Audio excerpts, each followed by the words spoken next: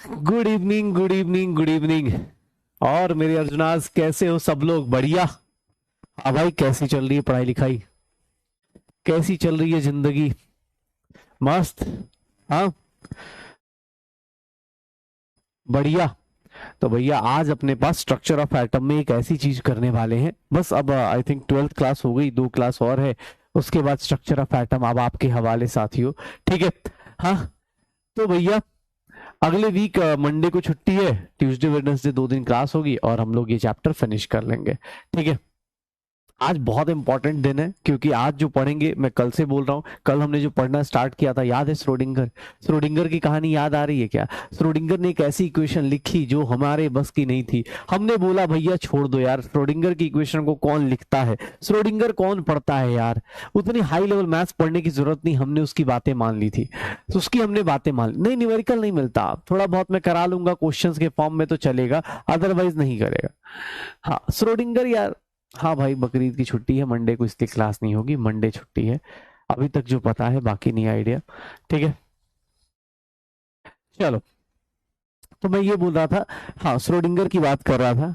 Schrodinger की बात कर रहा था कि श्रोडिंगर ने ये बातें करी, आज उसके ऊपर बातें करेंगे। उसने क्या प्यारी प्यारी सी बातें करी और कैसे कैसे स्ट्रक्चर्स दिखाए, कैसे कैसे शेप्स दिखाए, वो सारी बातें करेंगे। लेकिन उससे पहले थोड़ा ध्यान से अपने पास जो चीजें हम लोग करते हैं, जो हम लोग के पास पता होता है, मैं बार बार बोलता हूँ आपको, लास्ट क्लास में हमने ये सब पढ़ लिया था। ये फॉर्मूला याद आ रहा है क्या? Lambda is equals to H upon M V, H is equals to under root 2 times M into kinetic energy. इसको जितनी बार लिखोगे सिलेक्शन के, उतने पास पहुंचोगे। जो लोग फॉर्मूला सेट खुद का नहीं बनाते, भैया दिक्कत हो जाती है। आप जब तक खुद की नोट्स खुद से नहीं लिखोगे ना, अगर मैं कुछ हाथ से लिखूंगा तो मुझे लंबे टाइम तक याद रहेगा। कोशिश करिएगा सब लोग ये साथ साथ में लिखने का कि सर ये सब चीजें हम लोग कभी भी लिख सकते हैं। Delta X delta P H by 4 pi, या फिर एच बार बाई 2 लिख देते हैं। Delta X into M delta V, ये this is greater than H by 4 pi, ये भी लिख सकते हैं। या फिर delta E into delta T, that is greater than H by 4 pi. ये कौन सा लॉ था? हाइजेनबर्ग। ये कौन सा था? De Broglie. हाइजेनबर्ग ने क्या बोला था कि जिंदगी में भैया इलेक्ट्रॉन जो होता है ना, जिंदगी में इलेक्ट्रॉन कभी भी उसका पाथ, एग्जैक्ट पाथ नहीं बता सकते। माइक्रोस्कोपिक ऑब्जेक्ट जब भी मूव करेगा, उसकी कोई भी ट्रेजेक्ट्री नहीं बताई जा सकती। हाँ, ये बताया जा सकता है कि इस रूम में होगा। इसी बात का यूज किसने करा? श्रोडिंगर ने करा। श्रोडिंगर ने बोला कि अगर ये एटम है, अगर ये एटम है तो इलेक्ट्रॉन इस, जरूरी नहीं कि इस रास्ते पे मिलेगा, इलेक्ट्रॉन कहीं भी हो सकता है, इसके आसपास कहीं भी हो सकता है। हाँ, न्यूक्लियस में नहीं हो सकता, ये बात हमने प्रूव कर ली थी कि अगर इलेक्ट्रॉन न्यूक्लियस में चला गया तो इलेक्ट्रॉन न्यूक्लियस में नहीं मिलेगा, इलेक्ट्रॉन उसके आसपास कहीं मिलेगा, लेकिन इलेक्ट्रॉन न्यूक्लियस में नहीं मिलने वाला। एक्चुअल रीजन ये है। ठीक है, तो ये सब बातें किसने करी थी? श्रोडिंगर ने। और यही बात उठा के किसने रख दी थी? सर ये हमने रख दिया था, श्रोडिंगर, सॉरी, ये बातें हाइजेनबर्ग ने करी थी, श्रोडिंगर ने उसका यूज कर लिया था। पक्का हो जाएगा। अरे श्रोडिंगर कैट स्टोरी सुनाऊंगा, पहले श्रोडिंगर तो खत्म होने दे। हाँ, मतलब पहले स्टोरी सुन लो, ताकि मतलब आदमी सर, अरे सर बहुत हार्ड पढ़ा रहे, पहले पूरी कहानी सुन लो, काम की चीज सीख लो, फिर बता देंगे श्रोडिंगर के, उसके दादा परदादा ही कहानी सुना देंगे कि श्रोडिंगर के गांव में एक बरगद का पेड़ था। हाँ, उनके गांव में भी पंचायत थी, वहां भी सचिव जी थे, ऐसा कहानी सुना देंगे। रुक जाओ। ठीक है। हाँ, अभी पहले वेट करो, अभी पहले वेट तो कर यार।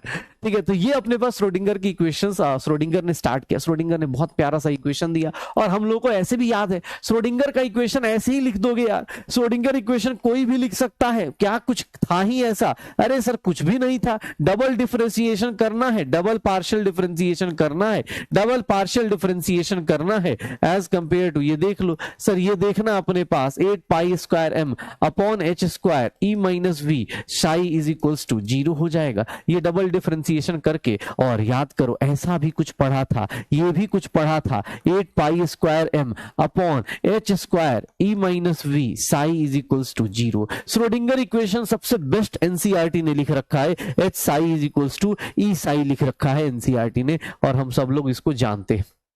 हो जाएगा। याद आ रहा है श्रोडिंगर की कहानी? तो ये श्रोडिंगर था भाई जिसने ऐसी इक्वेशन लिखी। साई क्या होता है? Sai is a wave function, जो वेव की मतलब इलेक्ट्रॉन के मूवमेंट को बताएगा। साई स्क्वायर क्या होता है? सर प्रोबेबिलिटी डेंसिटी होती थी, प्रोबेबिलिटी डेंसिटी होती थी, ये डेंसिटी बताएगा। अच्छा चलो एक बात बताओ, साई स्क्वायर निगेटिव हो सकता है क्या? यस और नो में आंसर बताना। साई स्क्वायर निगेटिव हो सकता है क्या? किसी का स्क्वायर निगेटिव हो सकता है? साई स्क्वायर निगेटिव हो सकता है? क्या होगा? साई स्क्वायर कभी निगेटिव नहीं हो सकता। क्यों? क्योंकि सर किसी का स्क्वायर निगेटिव नहीं होगा, ये क्या है? प्रोबेबिलिटी है। इस इसका हमने इस इक्वेशन का सॉल्यूशन निकाला था, इस इक्वेशन का हमने सॉल्यूशन निकाला था, और इस इक्वेशन के सॉल्यूशन में याद करो हमने बातें मानी थी। जिसको लगता है सब लोगों ने साई का वैल्यू सर्च करा होगा, वे अगले अगले वीक मिलोगे जब लास्ट में पहुंचेंगे इस चैप्टर के ना, तो हम लोग यही सब करेंगे, ठीक है ना? टेंशन मत लेना, यही सब करने वाले। ये साई का डिफरेंशिएशन, इसका ग्राफ खींचेंगे ना, मजा आएगा। तुम भी बोलोगे कि सर बस इतनी मैथ्स मत पढ़ाना आज, लेकिन काम की चीज पढ़ाऊंगा, क्योंकि भैया आज की क्लास बहुत इंपॉर्टेंट है। मंडे ट्यूसडे या वेडनेसडे जो क्लास होगी अगले, उसमें ये सब चीज साई का डिफरेंशिएशन, इंटीग्रेशन सब देखा जाएगा। इसका सॉल्यूशन निकाला गया था। इसका सॉल्यूशन क्या आया था? कुछ याद आ रहा है? सर माइनस इंफिनिटी से प्लस इंफिनिटी लेके जाओगे, सर प्रोबेबिलिटी की वैल्यू कितनी हो जाएगी? इलेक्ट्रॉन्स के मिलने की प्रोबेबिलिटी कितनी हो जाएगी? 1 हो जाएगी। इलेक्ट्रॉन्स के मिलने की प्रोबेबिलिटी कितनी हो जाएगी? 1 हो जाएगी। और यहां से सॉल्यूशन निकल के आया, साई की वैल्यू NLM करके आई, NLM करके आया। L की वैल्यू कहां से कहां? 0 से लेकर n-1। M की वैल्यू कहां से कहां? -L2 + L। ऐसा लिख सकते थे। पक्का याद आ रहा है? ये याद आ रहा है? ये कहानियां, ये गलियां, ये चौबारे याद आ रहे हैं कि इस गली से हम कल गुजरे थे, इसी रास्ते पे? हाँ, ऐसा तो नहीं कि हाँ सर कौन सा ठिकाना, ये सब NLM क्या होता है? Newton's laws of motion, NLM का मतलब तो हमें ये पता था, Newton's laws of motion. NLM भैया फिजिक्स में एक चैप्टर बन के आएगा, जब जिंदगी में अपनी फिजिक्स आएगी तब एक चैप्टर बन के आएगा NLM। लेकिन अभी के लिए तो बस ये जान जाइए NLM क्या होता है, NLM क्या होता है। हाँ पक्का? तो चलो एक काम करते हैं, लेकिन हाँ ये सब कुछ आज आगे जाएंगे। आज भैया सच बताऊं तो आज तुम्हारे लिए बहुत इंपॉर्टेंट है। क्यों? क्योंकि क्वांटम नंबर्स आने वाले, और जिन लोगों का क्वांटम नंबर्स अच्छा हो जाता है उनका पीरियोडिक प्रॉपर्टीज और केमिकल बॉन्डिंग बहुत आसान हो जाती है जिंदगी। तो आज देखेंगे, ड्रॉ करेंगे, चीजें करेंगे। कोशिश करना भाई आज की क्लास थोड़े अच्छे से अटेंड करना, क्योंकि अब इस चैप्टर का 13, 14 मतलब 12 क्लास हो चुकी है। सोच रहे हो अगर कोई गलती से आज आ जाए तो सोचेगा कौन सी लैंग्वेज है, किस तरह की बातें चल रही हैं। लेकिन हाँ, जो लोग लगातार क्लास कर रहे हैं उनको पता है ये सारी बातें हम पहले से कर चुके हैं, सारी बातें हमने बहुत अच्छे से मेंटेन कर रखी है। हमारा 2 महीना होने को आ रहा है, 2 महीने हो चुके हैं, और हमने 2 महीने में 2 चैप्टर फिनिश करने वाले, जो आज नहीं 2 साल बाद, 2 साल बाद, जो आज नहीं 2 साल बाद हम लोगों के साथ क्या करने वाले हैं सर? कम से कम 4 क्वेश्चन दे के जाएंगे। पक्का? तो चलो स्टार्ट करते, देखते हैं आज के कौन बनेगा केबीडी में क्या क्या मिलता है। कौन बनेगा डॉक्टर भाई? हाँ इस हफ्ते का लास्ट बताओ, कौन बनेगा डॉक्टर? कौन बनेगा डॉक्टर? हाँ कौन? मैं नहीं तो कौन बे? सीधा सीधा आंसर याद रखो, कौन बनेगा? रोज दिन खुद से पूछते रहो कौन बनने वाला है। कुछ नहीं भैया मैं, ठीक है? यस, कौन बनेगा डॉक्टर? मैं नहीं तो कौन बे? बस ज्यादा नहीं, 4-5 न्यूमेरिकल्स हैं जो अब डिब्रोगली और उसके ऊपर बेस्ड है। 5 न्यूमेरिकल्स मैं आपको कराऊंगा, आप लोग कर लीजिए और मुझे बता दीजिए, मैं आगे चला जाऊंगा। क्योंकि आज का टॉपिक बहुत इंपॉर्टेंट है और साथ साथ सीखना भी है, क्योंकि आज जो सीखेंगे ना अलग लेवल पे चला जाएगा, वो आदमी अलग लेवल पे जाएगा। तो प्लीज आज एकदम मोटो लेके आइए कि भैया आज कुछ तूफानी करना है। चलिए बस 5 क्वेश्चंस का आंसर देना है, हम क्लास में आगे प्रवेश करते हैं। चलिए इस क्वेश्चन का आंसर दीजिएगा, इस क्वेश्चन का आंसर दीजिएगा। डिब्रोगली वेवलेंथ बतानी है for an electron in the 4th Bohr's orbit. कैसे निकालेंगे? इलेक्ट्रॉन का डिब्रोगली वेवलेंथ निकालना है, लैम्डा निकालना है इलेक्ट्रॉन का 4th बोर्स ऑर्बिट में। हमने पढ़ा था सरकमफ्रेंस और ऑर्बिट का कुछ यूज कर सकते हैं शायद। ए नॉट क्या होता है? A naught is nothing, A naught is Bohr's radius. Bohr's radius मतलब radius of first orbit, radius of first orbit. A naught मतलब कहीं मिल जाए तो इसको याद रखिएगा, ए नॉट किसको बोलते हैं? आर नॉट, ए नॉट जो भी मिलेगा, रेडियस ऑफ फर्स्ट ऑर्बिट। क्या बनेगा आंसर? कैसे बनेगा आंसर? करके देखोगे कैसे होगा? Electron in 4th orbit, 4th orbit. Sir इसको हम लोग लिख सकते हैं क्या? L lambda is equals to 2 pi R N. याद आ रहा है कुछ? 4th ऑर्बिट मतलब 4 lambda is nothing 2 pi. Radius of 4th orbit कितने लोग लिख सकते हैं? 16 टाइम्स ए नॉट लिख सकते हैं। कितने लोग 16 टाइम्स ए नॉट लिख सकते हैं? 4th ऑर्बिट हो जाएगा फोर्थ ऑर्बिट हो जाएगा, ये देखना अपने पास। लेमडा की वैल्यू ये कितना हो गया 32 पाई ए नॉट डिवाइडेड बाई 4, ये कितना हो गया पाई, लेमडा की वैल्यू कितनी आ गई 8 पाई ए नॉट आ गया, 8 पाई ए नॉट आ गया, 8 पाई ए नॉट आ गया। सर आंसर क्या आ जाएगा, सी आ जाएगा। आंसर क्या आ जाएगा, सी आ जाएगा। देख लो, आपको ये फॉर्मूला मैंने बताया था कि भैया ये फॉर्मूला सरकमफरेंस का फॉर्मूला ऐसा फॉर्मूला है जो लेमडा और रेडियस को कनेक्ट करता है, लेमडा और रेडियस को कनेक्ट करता है। सर सॉल्यूशन देख के समझ में आता है, अरे पोल काम नहीं कर रहा कोई फर्क नहीं पड़ता। जिन लोगों को सॉल्यूशन देख के समझ में आता है बेटा, इस तरह के क्वेश्चन को स्टार मार्क करके रख लीजिए, घर पे दोबारा अटेम्प्ट कीजिए। मैं बार बार बोल रहा हूँ, इसलिए मैं बोल रहा हूँ कि अब इसके बाद देखो, एक तो मतलब आज की क्लास के बाद मंडे ट्यूसडे को मिलेंगे। आज की क्लास इसलिए इंपॉर्टेंट है क्योंकि ट्यूसडे वेडनेसडे क्लास तभी समझ में आएगी जो आज की क्लास करके आए। ट्यूसडे वेडनेसडे वो लोग, अगले वीक के ट्यूसडे वेडनेसडे वो लोग नहीं पहुंचे जो भैया एकदम मतलब ब्लैंक हो, क्योंकि उस दिन भैया पूरा बर्बाद हो जाओगे। बस उसके बाद न्यूमेरिकल्स, आज से ही न्यूमेरिकल्स सब गायब है। न्यूमेरिकल्स अब आ कहाँ रहे हैं आपके लाइफ में, ठीक है, न्यूमेरिकल्स आ कहाँ रहे हैं आप। क्या हो गया, पोल को हैंग हो गया क्या, हे पोल, पोल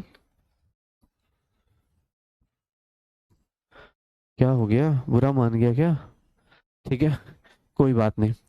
16 कैसे किया, अरे भैया रेडियस ऑफ फोर्थ ऑर्बिट क्या लिखेंगे, रेडियस ऑफ फोर ऑर्बिट 4 का square into radius of 1 orbit लिखेंगे। कैसे पता चलता है सर, रेडियस ऑफ, याद करो radius of nth orbit, radius of nth orbit n square by Z पे डिपेंड करता है, n square by Z, Bohr's model याद करो, n स्क्वायर बाई जेड याद है, n स्क्वायर बाई जेड, तो radius of fourth orbit 4 square by A not, क्यों, क्योंकि जेड सेम है, n स्क्वायर पर डिपेंड करेगा। अब बोर्स मॉडल है भैया, अब तो ये बात भूल जाओ, अभी तो बोर्स मॉडल पढ़े हुए भी कुछ टाइम हो गया, एक हफ्ता हो गया बोर्स मॉडल पढ़े हुए, प्लीज प्रैक्टिस करके आइए, ठीक है।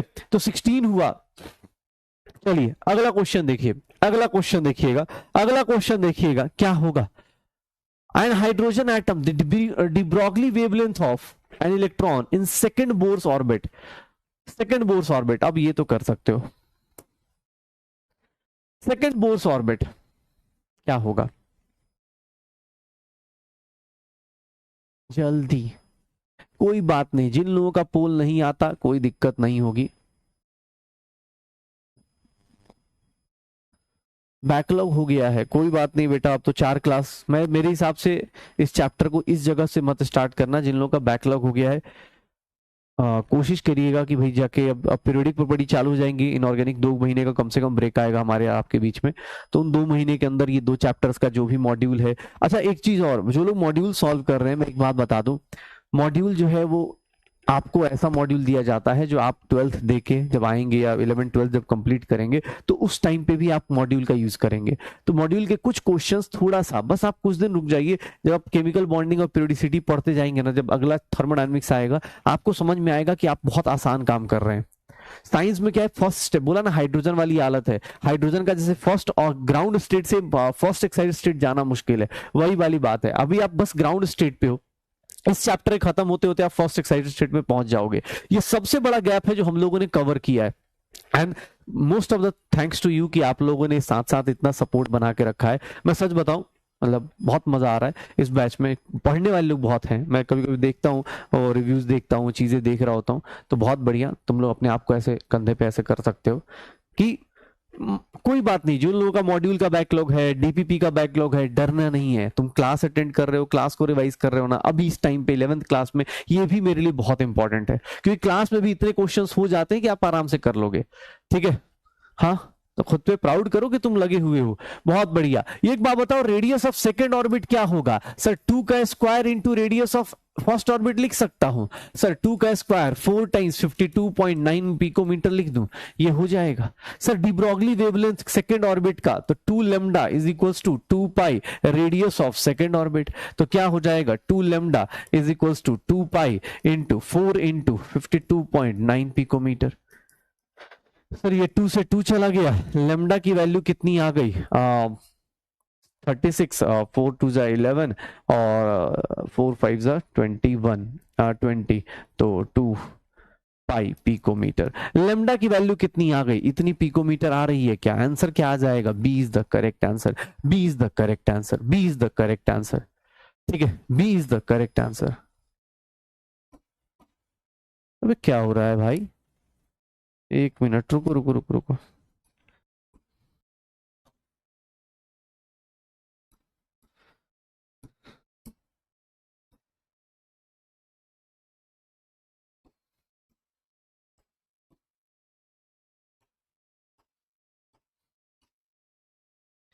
चलो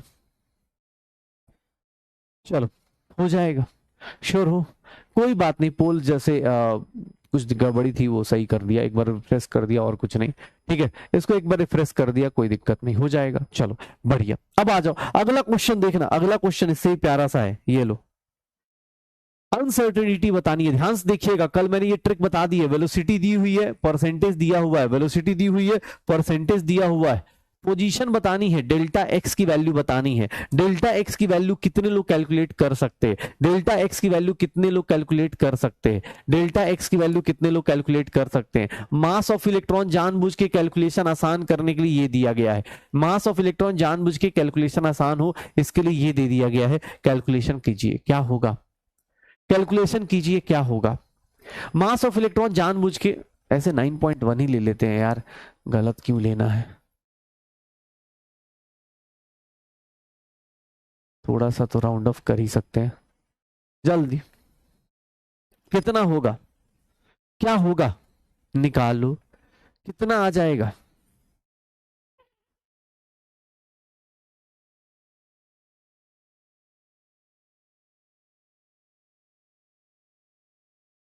क्या होगा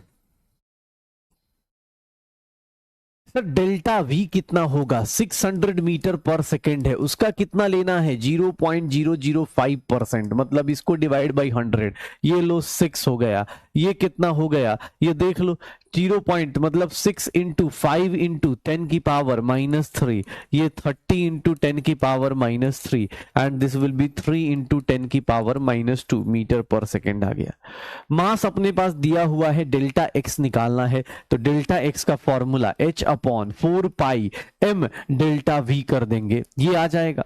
h की वैल्यू 6.6 इंटू 10 की पावर -34, 4 पाई 3.14 इंटू m की वैल्यू 9.1 इंटू 10 की पावर -31 एंड 3 इंटू 10 की पावर -2, ये आ जाएगा। ये देख लो अपने पास ये नंबर, अरे कितना आ जाएगा, 6.6 अपॉन 36.4 इंटू 3.14 इंटू 3, और ये कितना हो गया 10 की पावर -34, 10 की पावर -33, तो ऊपर गया।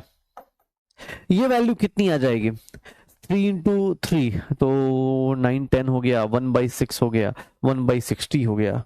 यार कैलकुलेशन करवाएगा ये, कैलकुलेशन कितना हो जाएगा, 10 की पावर -1, तो एक डेसिमल से एक डेसिमल उड़ा दो, 6.66 364 इंटू ये कितना हो गया 52, और ये 9.52 10 की पावर -1, तो इसको क्या लिख सकता हूँ, कितना आ जाएगा यार, कैलकुलेशन करेंगे 364, 6 टाइम्स 9 6 54, 1/60, 1/600, 1/600 के आसपास आ जाएगा। 1/600 का मतलब कितना हो गया, 1/600 का मतलब कितना हो जाएगा, 1/6 इंटू 0 पॉइंट कितना आ रहा है, अरे कैलकुलेशन आएगी कर लेना यार, इतना भी खतरनाक कैलकुलेशन नहीं है। 10 की पावर -2, 1/6 इज नथिंग, 0.146 0.14 आ गया ना, 6 और 0.16 इंटू 16 और क्या आ रहा है 6, ये आ जाएगा 10 की पावर -2, राउंड ऑफ कर रहा हूं तो 1.66 इंटू 10 की पावर -3 आ जाएगा, 1.66 इंटू 10 की पावर -3 आ जाएगा, 1.66 इंटू 10 की power -3, this is the correct answer. Round of कर लो ना, अपने पास राउंड ऑफ करना सीखा है, राउंड ऑफ करना सीखा है, राउंड ऑफ कर लो। जैसे मैंने क्या किया, राउंड ऑफ करना शुरू किया, ये 66 है, ये 360 है, तो एक काम करो ना 1/6 ले लो, इसको क्या ले लोगे 10 ले लोगे, तो 1/6 और 10 इधर से 1/10 तो 1/600, ये अप्रोक्सीमेटली राउंड ऑफ में मेरा आंसर आएगा, एग्जैक्ट आंसर वो आएगा, ये मेरा करेक्ट आंसर हो जाएगा। राउंड ऑफ करोगे करेक्ट आंसर आएगा, राउंड ऑफ करोगे करेक्ट आंसर आ जाएगा। राउंड ऑफ नहीं करोगे, देखो कैलकुलेशन करने का एक दूसरा तरीका भी होता है ना, एक ऐसा तरीका भी होता है। क्यों कर सकते हैं ऐसा? क्योंकि भैया यहाँ पर ना गैप्स बहुत ज्यादा हैं, मतलब ऑप्शंस को देख के पता चल रहा है कि ये ऑप्शन ये ऑप्शन ये ऑप्शन, गैप ज्यादा है, तो राउंड ऑफ में अपना काम हो जाएगा, पक्का हो जाएगा। अरे कोई नहीं यार, क्वेश्चन करने से मतलब रखो। इस क्वेश्चन को तो बहुत आसानी से कर सकते हो, इस क्वेश्चन को बहुत आसानी से किया जा सकता है। करो इस क्वेश्चन करो, ये तो आसान सा है। रेशियो निकालना है, रेशियो निकालना है, कैसे निकालेंगे? रेशियो निकालना है, कैसे निकालेंगे? डेल्टा वी कैसे आया? इसका मतलब बेटा पिछली क्लास आपने अटेंड नहीं करी है, क्योंकि डेल्टा वी उन लोगों को पता होगा जिन्होंने पिछली क्लास अटेंड करी है। जिनको डेल्टा वी नहीं पता, दैट मीन्स कि आपको पिछली क्लास का आइडिया नहीं है। क्या होगा, क्या होगा, कितना हो जाएगा?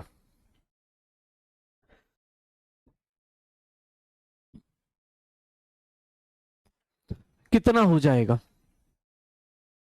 सारी चीजें लिख दो।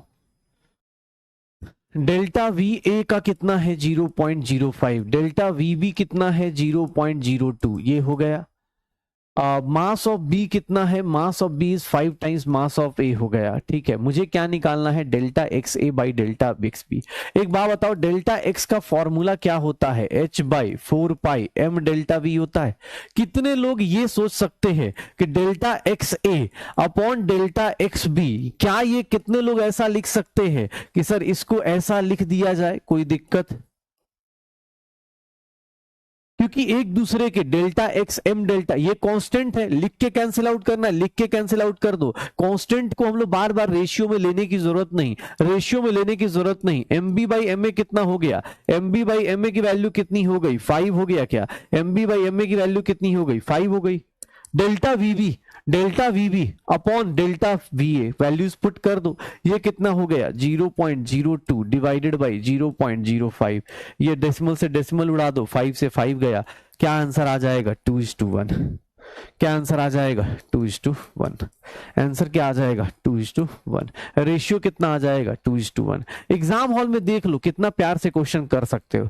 कैसे कर सकते? अरे भैया कुछ नहीं, आपने क्या करना है, जो कांस्टेंट है उसका रेशियो लेने का कोई फायदा नहीं। अब ये चीज कहां सीख रहे हैं? बोर्स मॉडल से सिखा रहा हूं कि भैया जो कांस्टेंट है ना उसको रेशियो में लिखने का फायदा नहीं। आप कांस्टेंट वाली चीज को हटा दो। आप क्या करो, h बाई 4 पाई लिखेंगे, कैंसिल आउट करेंगे, कोई लॉजिक नहीं बनता। बेटर है इनवर्स रिलेशन है तो a का लोगे तो a कहां आएगा? नीचे। b लोगे b कहां आएगा? ऊपर। हो गया, सीधा करो, आंसर निकाल लो, पक्का। थोड़ा टाइम लग रहा है, लगने दो, सॉल्यूशन देख के समझ में आ रहा है, आने दो। क्योंकि सच बताओ तुम 11th क्लास में हो, तुम बस ये समझो कि साइंस है, साइंस लिया है, उसको पढ़ना पड़ेगा, ये पढ़ने का तरीका बस मेंटेन करो, ठीक है ना। मुझे इस बात से फर्क नहीं पड़ता कि अभी के अभी करना है। जैसे बहुत सारे लोग के नहीं सर ये नहीं होता। अरे भाई तो 11th में भाई, 12th वाले जब तुमने सारी जगह कहानी सुनोगे, 11th में भाई बस 11th झेलना होता है। 11th झेल जाओ, मॉड्यूल करो चाहे करो, डीपीपी और क्लास के क्वेश्चंस भी कर लो, मॉड्यूल अगर हो पाए जितना हो पाए कोशिश करो। क्योंकि 12th में आके आप खुद ही आपको पता चल जाता है कि यार ये बच्चा करेगा, ये बच्चा नहीं करेगा, अपने आप ही रेस लग जाती है। एक बात बताना भाई, एक बात बता, एक बात बता। अब जिन लोगों को लगता हो, अरे हाँ, जिन लोगों को लगता हो, ये देखो अब बोल रहा है कि सर ये कैसे लिख देते हैं। तुझे क्या लग रहा है भाई कि ऐसा करूं कि हाँ sir delta X A is equals to, अगर तुझे बचपन का गेम खेलना है तो भैया थोड़ा सा उसके लिए ना अब क्लास चेंज हो गई है कि सर ये लिखूं फिर ये लिखूं, सर मजा आता है, ऐसे लिखने का मजा आता है कि सर एच को एच से कैंसिल, ये इसको कैंसिल। भाई वो टाइम जा चुका है। इनवर्स रिलेशन, डायरेक्टली रिलेशन आपको पता होना चाहिए, आंसर निकाल दो, ठीक है, हो जाएगा, बढ़िया। चलो आ जाओ, फिर से अगेन परसेंटेज का क्वेश्चन है, कर दीजिए। अरे कौन सा था इसका आंसर? ए था ना, बाप रे गलती भाई साहब, गलती पे गलती कर रहे यार। कोई नहीं, आ जाओ आ जाओ, इस क्वेश्चन को देखो, इस क्वेश्चन को, ये क्वेश्चन भी अगेन उसी टाइप का है, अटेम्प्ट कीजिए। ये क्वेश्चन भी अगेन उसी टाइप का है, क्वेश्चन अटेम्प्ट करो, आंसर आ जाएगा। 1.5 मिनट काफी है इस क्वेश्चन की कैलकुलेशन को करने के लिए, 1.5 मिनट काफी है इस क्वेश्चन की कैलकुलेशन को करने के लिए। अटेम्प्ट कीजिए, आंसर निकालिए, फिर चालू करते हैं अब अपनी कहानी।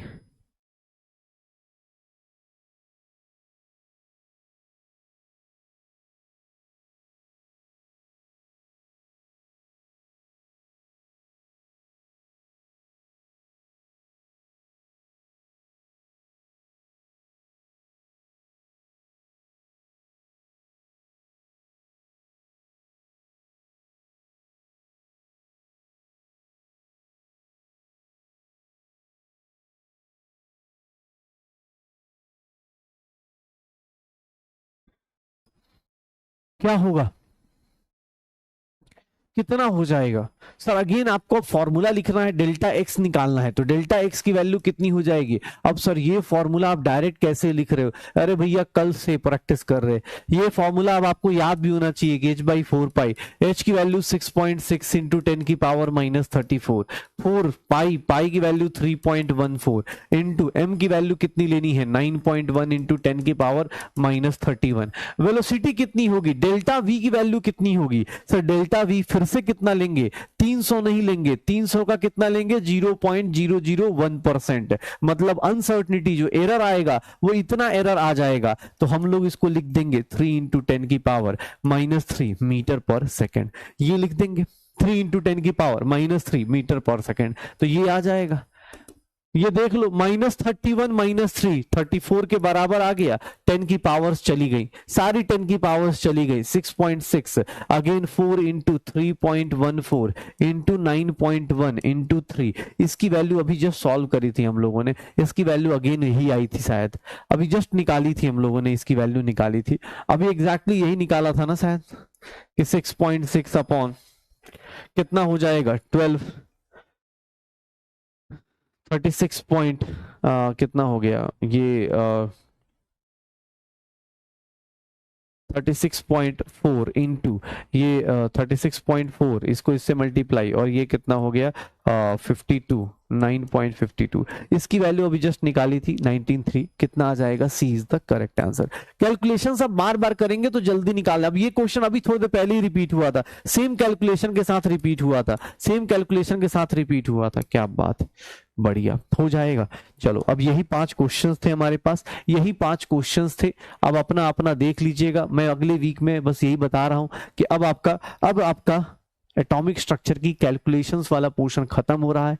इस वीक में आपके पास अच्छा खासा टाइम मिलेगा, और मंडे को भी छुट्टी है तो मंडे को भी रिवाइज करने का टाइम मिलेगा। ये चैप्टर अच्छे से फोकस करके खत्म कर लो भाई, क्योंकि अब इसका न्यूमेरिकल भी चला गया, अब इसके न्यूमेरिकल्स भी चले गए, अब क्या आएगा? तो अब ये सब छोटी छोटी बातें आएंगी और इन्हीं के ऊपर कहानियां करेंगे।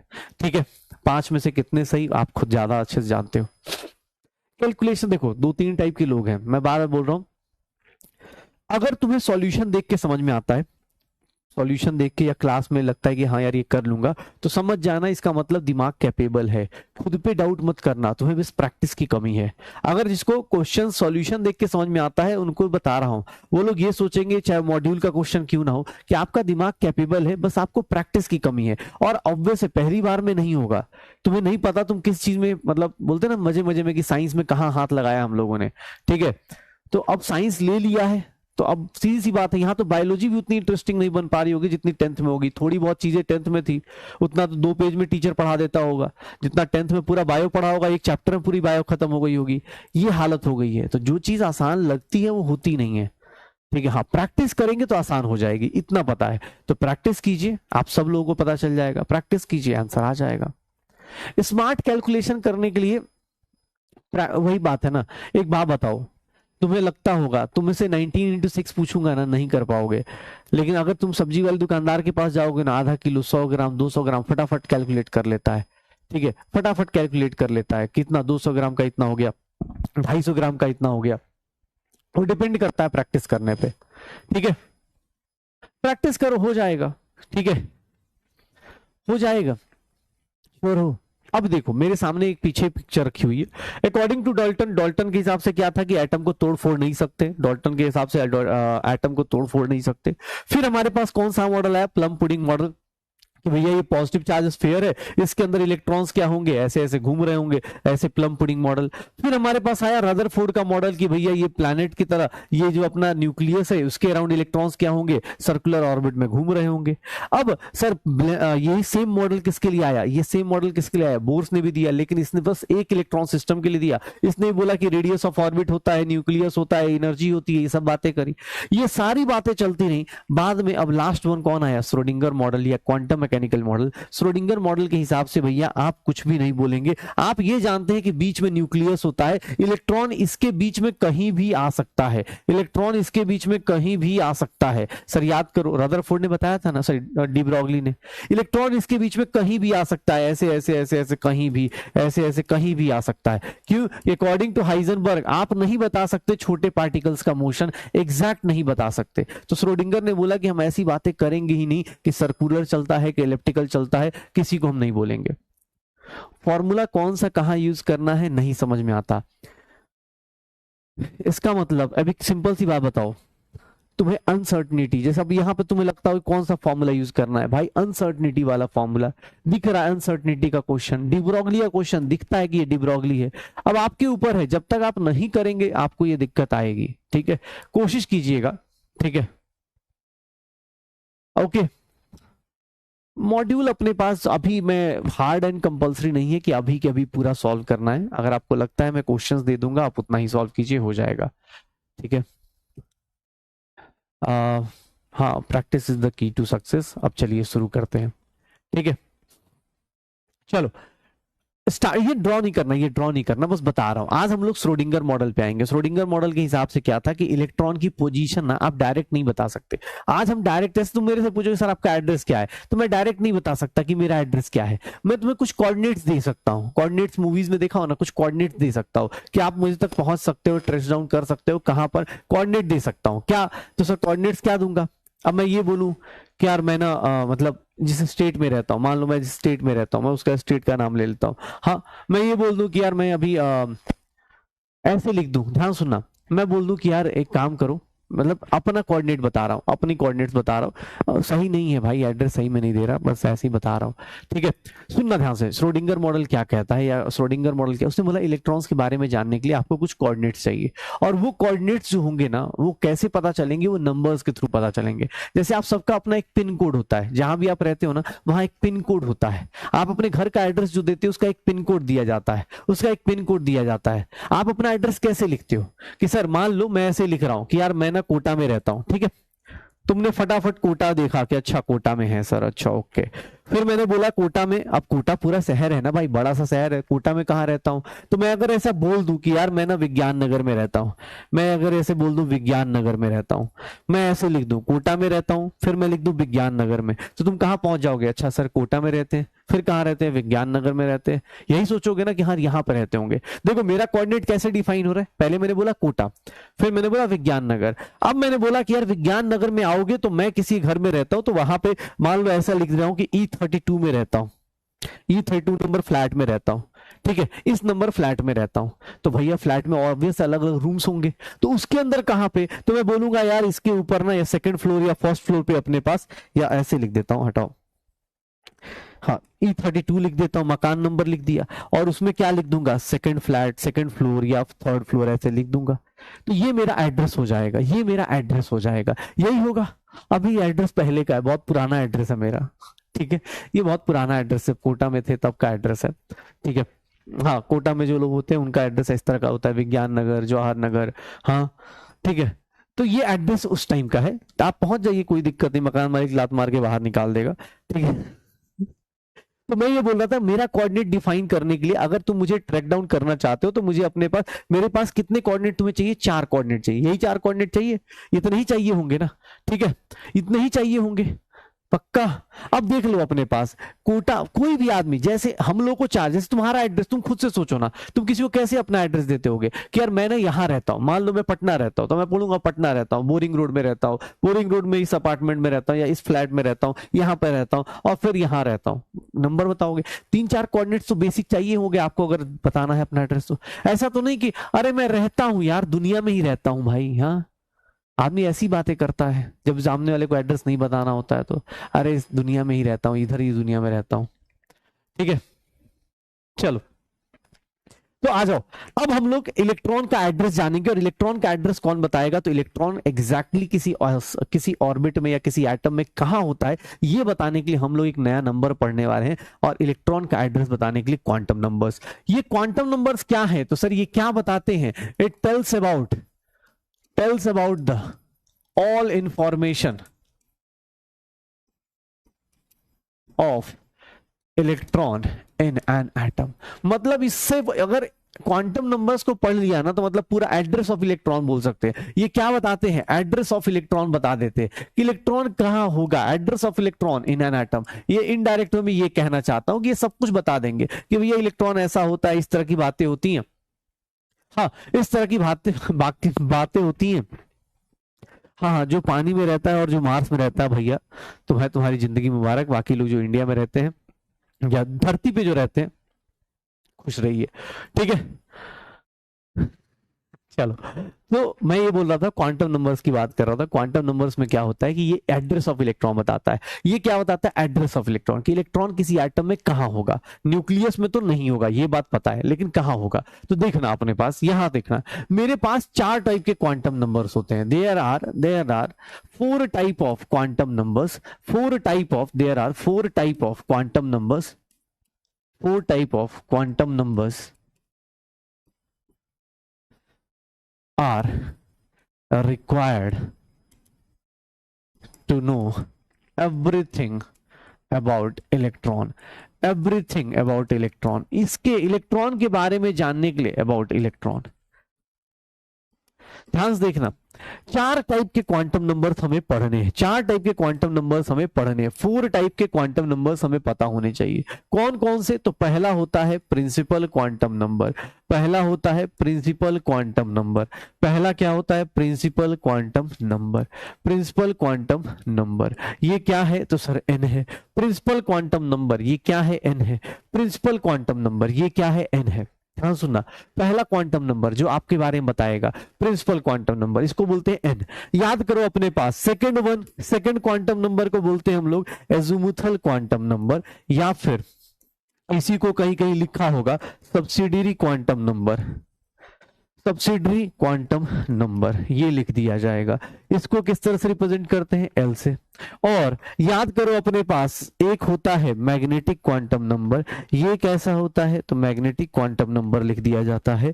3 टाइप के क्वांटम नंबर शायद हम लोग कल से जानते हैं, इसको एम से रिप्रेजेंट करते हैं। ये तीनों के तीनों क्या हैं, ये तीनों के तीनों कहां से आए थे, मैं लिख सकता हूं, ये तीनों के तीनों क्या हैं, सॉल्यूशंस ऑफ श्रोडिंगर इक्वेशन है। ये तीनों के तीनों क्या हैं, सॉल्यूशंस ऑफ श्रोडिंगर्स इक्वेशन थे। ये तीनों के तीनों सॉल्यूशन है श्रोडिंगर इक्वेशन के।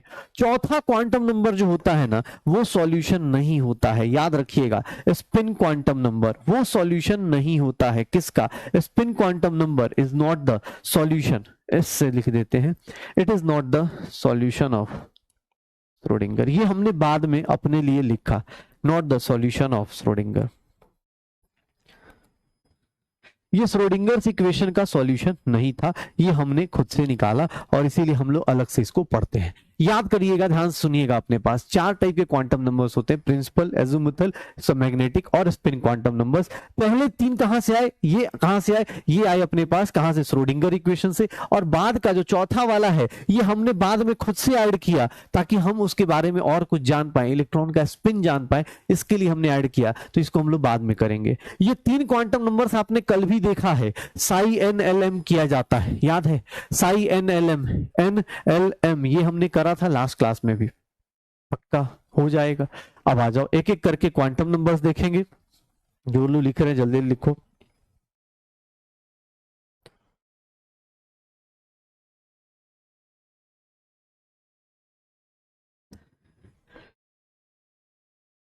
क्या होगा ये देखना अपने पास। ये अगर मैं बोलूं पहला प्रिंसिपल क्वांटम नंबर, ध्यान सुना, फर्स्ट वन, अगर मैं बोलूं प्रिंसिपल क्वांटम नंबर, ये प्रिंसिपल क्वांटम नंबर क्या रिप्रेजेंट करता है, प्रिंसिपल क्वांटम नंबर क्या रिप्रेजेंट करता है, प्रिंसिपल क्वांटम नंबर को हम बोल देते हैं एन। ये क्या बताता है, सबसे पहली चीज प्रिंसिपल क्वांटम नंबर क्या बताता है, ध्यान सुनना, प्रिंसिपल क्वांटम नंबर क्या बताता है, ये बताता है, ये क्या बताएगा, it tells about the orbit, या फिर हम बोल देते हैं shell in which electron is present. सबसे पहली चीज कि कहां पे इलेक्ट्रॉन प्रेजेंट है, किस ऑर्बिट में प्रेजेंट है, ये बताएगा। अगर आपको ऑर्बिट पता है, याद करो n इज इक्वल्स टू 1, इसी को हम लोग क्या बोलते थे, के शेल बोलते थे। n इज इक्वल्स टू 2, इसको हम लोग क्या बोलते थे, एल सेल बोलते थे, एल सेल बोलते थे। n is equals to 3, L K L M, M shell बोलते थे। n is equals to 4, orbit को ही हम लोग एम एन एन सेल बोलते थे। Sir n is equals to 5, ये क्या हो जाएगा, ओ शेल हो जाएगा। ऐसे करते चले जाओ, n is equals to 6, P shell हो जाएगा। तो ये हम लोगों ने शायद 9th या 10th में भी पढ़ा होगा। n क्या बताता है, नंबर ऑफ ऑर्बिट। ये बात बोर्स भी बता रहा था, याद करो, बोर्स भी बता रहा था, बोर्स भी बता रहा था कि बोर्स ने क्या बोला था कि नंबर ऑफ ऑर्बिट कैसे, ऑर्बिट याद करो, कोई बोले तो ये सब कुछ बता सकता है। याद करो, रेडियस ऑफ nth ऑर्बिट, ये देख लो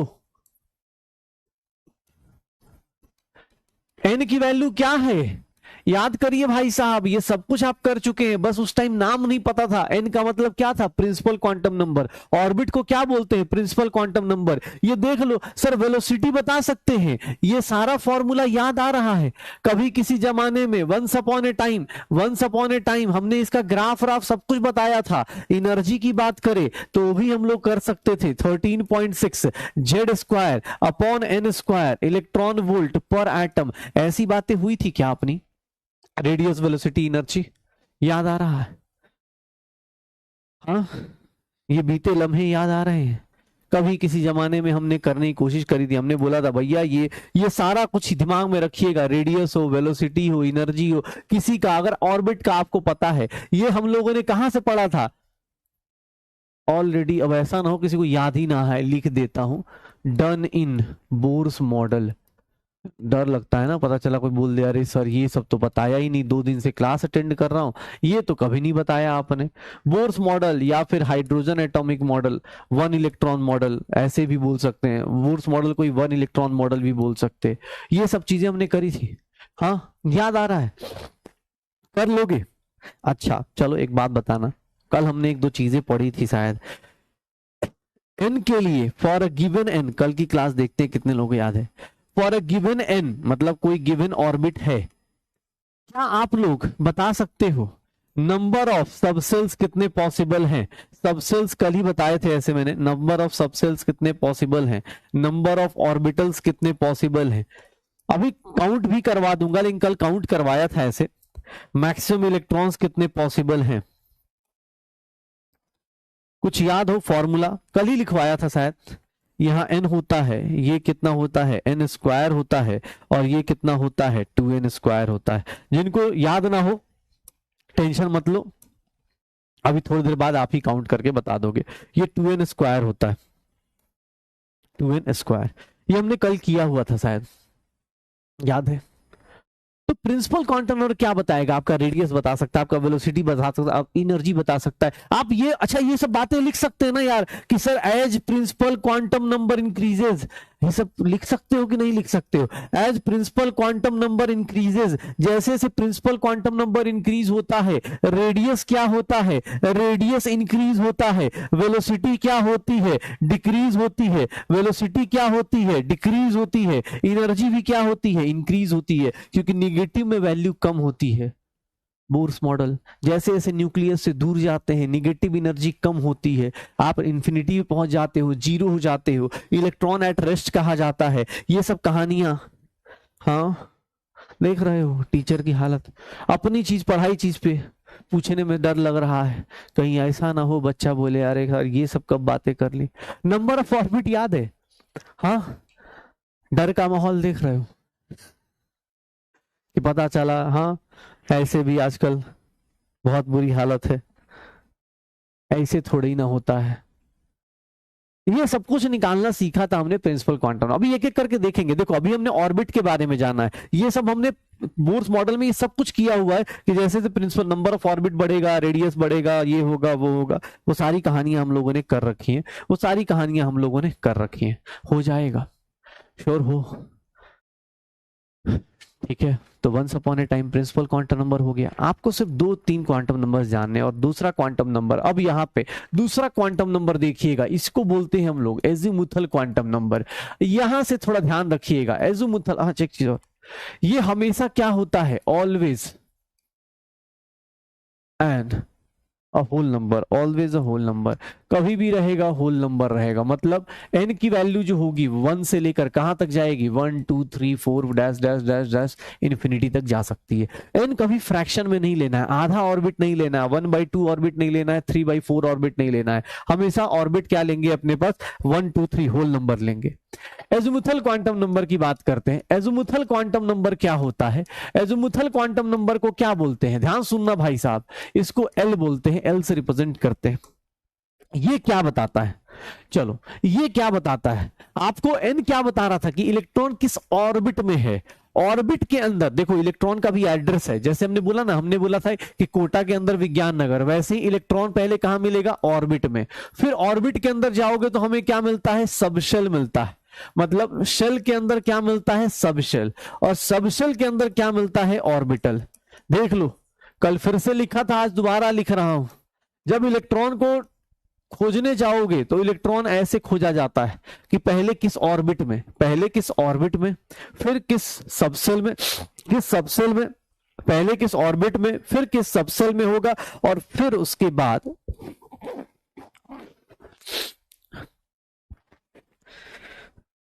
ठीक है किस सबसेल में, किस ऑर्बिट में, और फिर लास्ट में ऑर्बिटल्स में आएगा। ये क्या किया जाता है, ध्यान सुनना अपने पास, ये क्या बता रहा होता है, ये किसका, ये क्या बताएगा, इट रिप्रेजेंट, पहले तो ऐसे ही लिख देते हैं, इट रिप्रेजेंट शेप ऑफ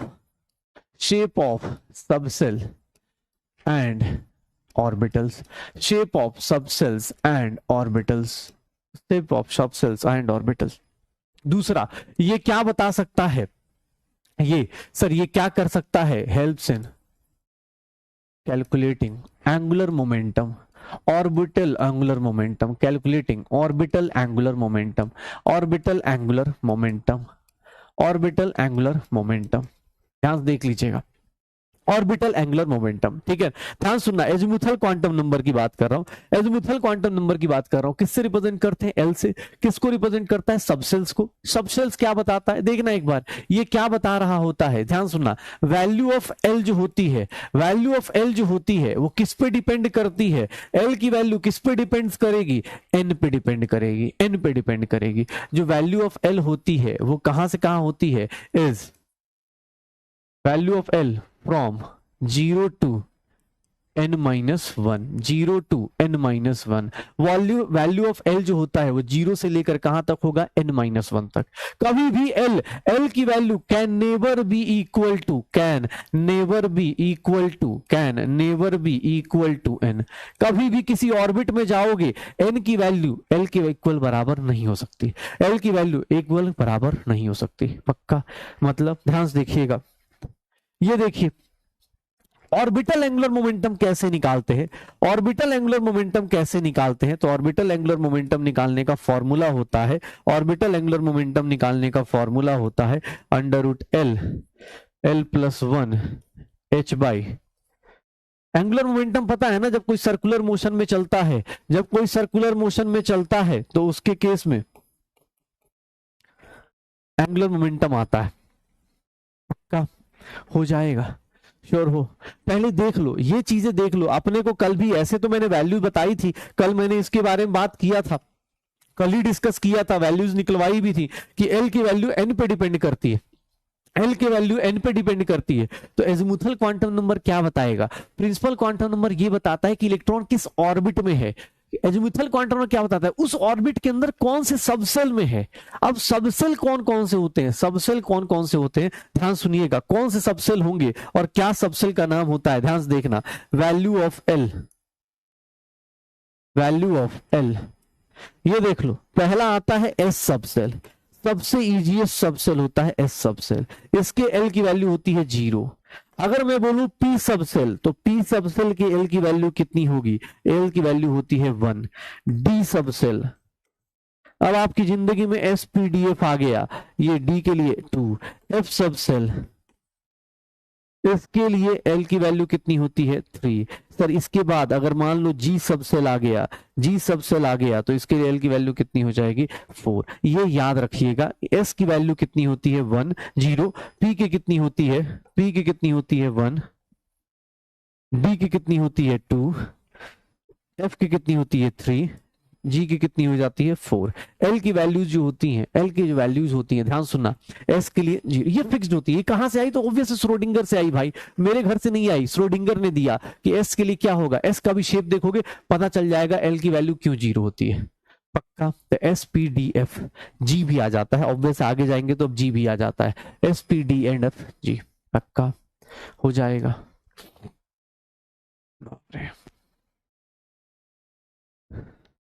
निकल जाएगा, हो जाएगा। ये देखो, कभी भी एस की बात करें, चलो एक बात बताओ, आ जाओ एक क्वेश्चन बताओ, एक क्वेश्चन बताओ। Orbital angular momentum S subshell का, एस सबसेल का angular momentum, orbital angular momentum निकाल सकते हो। ऑर्बिटल एंगुलर मोमेंटम इसका कितना होगा, चलो निकाल के बताओ। ऑर्बिटल एंगुलर मोमेंटम निकाल के बताओ। Orbital angular momentum S subshell का कितना हो जाएगा? Orbital angular momentum S subshell का कितना हो जाएगा? सर ये लिख दें 0 डायरेक्ट, क्यों? क्योंकि एल 0 हो गया, 0 इंटू समथिंग करोगे, कुछ भी करोगे 0 से मल्टीप्लाई, क्या हो जाएगा? 0 हो जाएगा, 0 हो जाएगा। पक्का? ये देख लो, पी सबसेल का निकालना है, पी सबसेल का एंगुलर मोमेंटम क्या होगा? ऑर्बिटल एंगुलर मोमेंटम क्या होगा? ऑर्बिटल एंगुलर मोमेंटम क्या होगा? Sir 1 into 1 plus 1 H by 2 पाई, इसको मैं लिख सकता हूं अंडर रूट 2 एच बाई 2 पाई, ऐसे लिख सकता हूं। कोई बोल दे डी सबसेल का बताओ तो निकालो भाई, प्रैक्टिस करो, जितना लिख के कर सकते हो ट्राई करो। डी सबसेल का निकालो, कितना होगा? 2 इंटू 2 प्लस 1 एच अपॉन 2 पाई, क्या लिखेंगे? अंडर रूट 6h अपॉन 2 पाई, निकाल दे, हो जाएगा। फिर से ये वाला टेबल खुद से बनाइए। एस सबसेल के लिए एक बार कॉपी पे, जो लोग नोट्स नहीं भी लिख रहे हैं भैया एक बार कॉपी पे लिखने की कोशिश करो। एस सबसेल की वैल्यू एल की 0 होती है, पी की 1 होती है, डी की 2 होती है, एफ की 3 होती है, जी की 4 होती है। ये बार बार लिखो ताकि आपको याद हो जाए, क्योंकि अभी से लेकर जब इलेक्ट्रॉनिक कॉन्फ़िगरेशन लिखोगे, अगले हफ्ते भी पहुंचोगे, जब एटॉमिक स्ट्रक्चर खत्म हो रहा होगा, ये बार बार रिपीट होगा। एस के लिए एल की वैल्यू कितनी? 0। एस के लिए एल की वैल्यू कितनी? 0। पी के लिए 1, डी के लिए 2, एफ के लिए 3, डी एफ जी के लिए 4।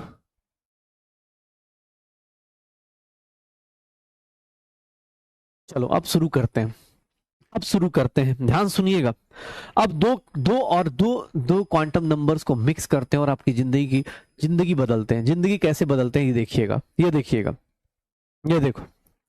अगर मैं फर्स्ट ऑर्बिट लूंगा, ध्यान सुनिएगा, अगर मैं फर्स्ट ऑर्बिट लूंगा तो इसके लिए एल की वैल्यू क्या पॉसिबल होगी? एल की वैल्यू कहां से कहां तक होती है? 0 से लेकर n-1। कल हमने ये टेबल बनाया था, आज दोबारा बना रहा हूं, क्योंकि मुझे पूरा भरोसा है सबको याद तो होता ही है, हाँ हर दिन रिवाइज करके आते ही है। अगर n की वैल्यू 1 है तो l की वैल्यू एक ही पॉसिबल है, l की वैल्यू एक ही पॉसिबल है। ध्यान से देखिएगा, इसको कैसे रिप्रेजेंट कर रहा हूं। n को 1 लिखा, सर देखिएगा ये 1 है फर्स्ट ऑर्बिट, एल की वैल्यू 0, मतलब ये कौन सा सबसेल हो गया? एस सबसेल हो गया। सर इसको ऐसे रिप्रेजेंट किया जाता है, फर्स्ट ऑर्बिट में एक ही सबसेल पॉसिबल है, फर्स्ट ऑर्बिट में एक ही सबसेल पॉसिबल है, उसका नाम क्या होगा? 1s होगा, उसका नाम क्या होगा? 1s होगा। कोई पूछे फर्स्ट ऑर्बिट में कितने सबसेल? एक ही सबसेल, कौन सा? S subshell, S subshell. ये देखो अब शुरू हो जाओ, एन की वैल्यू 2, मतलब सेकेंड ऑर्बिट में गए, सेकेंड ऑर्बिट में एल की कितनी पॉसिबल वैल्यूज हैं? एल 0 हो सकता है, 0 से लेकर n-1, एल -1 यही हो सकता है। अगर n ये हुआ, ध्यान से देखिएगा, सेकेंड ऑर्बिट, और ये क्या लिख दिया? s। सर ये देखिएगा, इसको मिक्स करेंगे, देख लो सर, ये देख लीजिए, सेकेंड ऑर्बिट में जाएंगे तो 2s मिलता है और 2p मिलता है, सेकेंड ऑर्बिट में जाएंगे 2s मिलेगा 2p मिलेगा। एक काम करो ना, थर्ड और फोर्थ ऑर्बिट का खुद से लिखो ना, थर्ड और फोर्थ ऑर्बिट का खुद से लिखो, गलत होगा होने देना, कोई दिक्कत नहीं, थर्ड और फोर्थ का खुद से लिखो, थर्ड और फोर्थ का खुद से लिखो। थर्ड ऑर्बिट में कितना होगा? कल ही हमने ऐसा कुछ बनाया था, आज आप खुद से ट्राई कीजिए। n = 4, इन सब के बारे में लिख के देखिए। एन एल की वैल्यूज, हर एक ऑर्बिट में एल की वैल्यूज अलग अलग होंगी, वो एल की वैल्यूज आपको निकालनी है और आप उसके हिसाब से पुट करते जाइए, आप उसको मैच कीजिए, देखिए कि कौन सा ऑर्बिट बता रहा है, कैसा ऑर्बिट बता रहा है।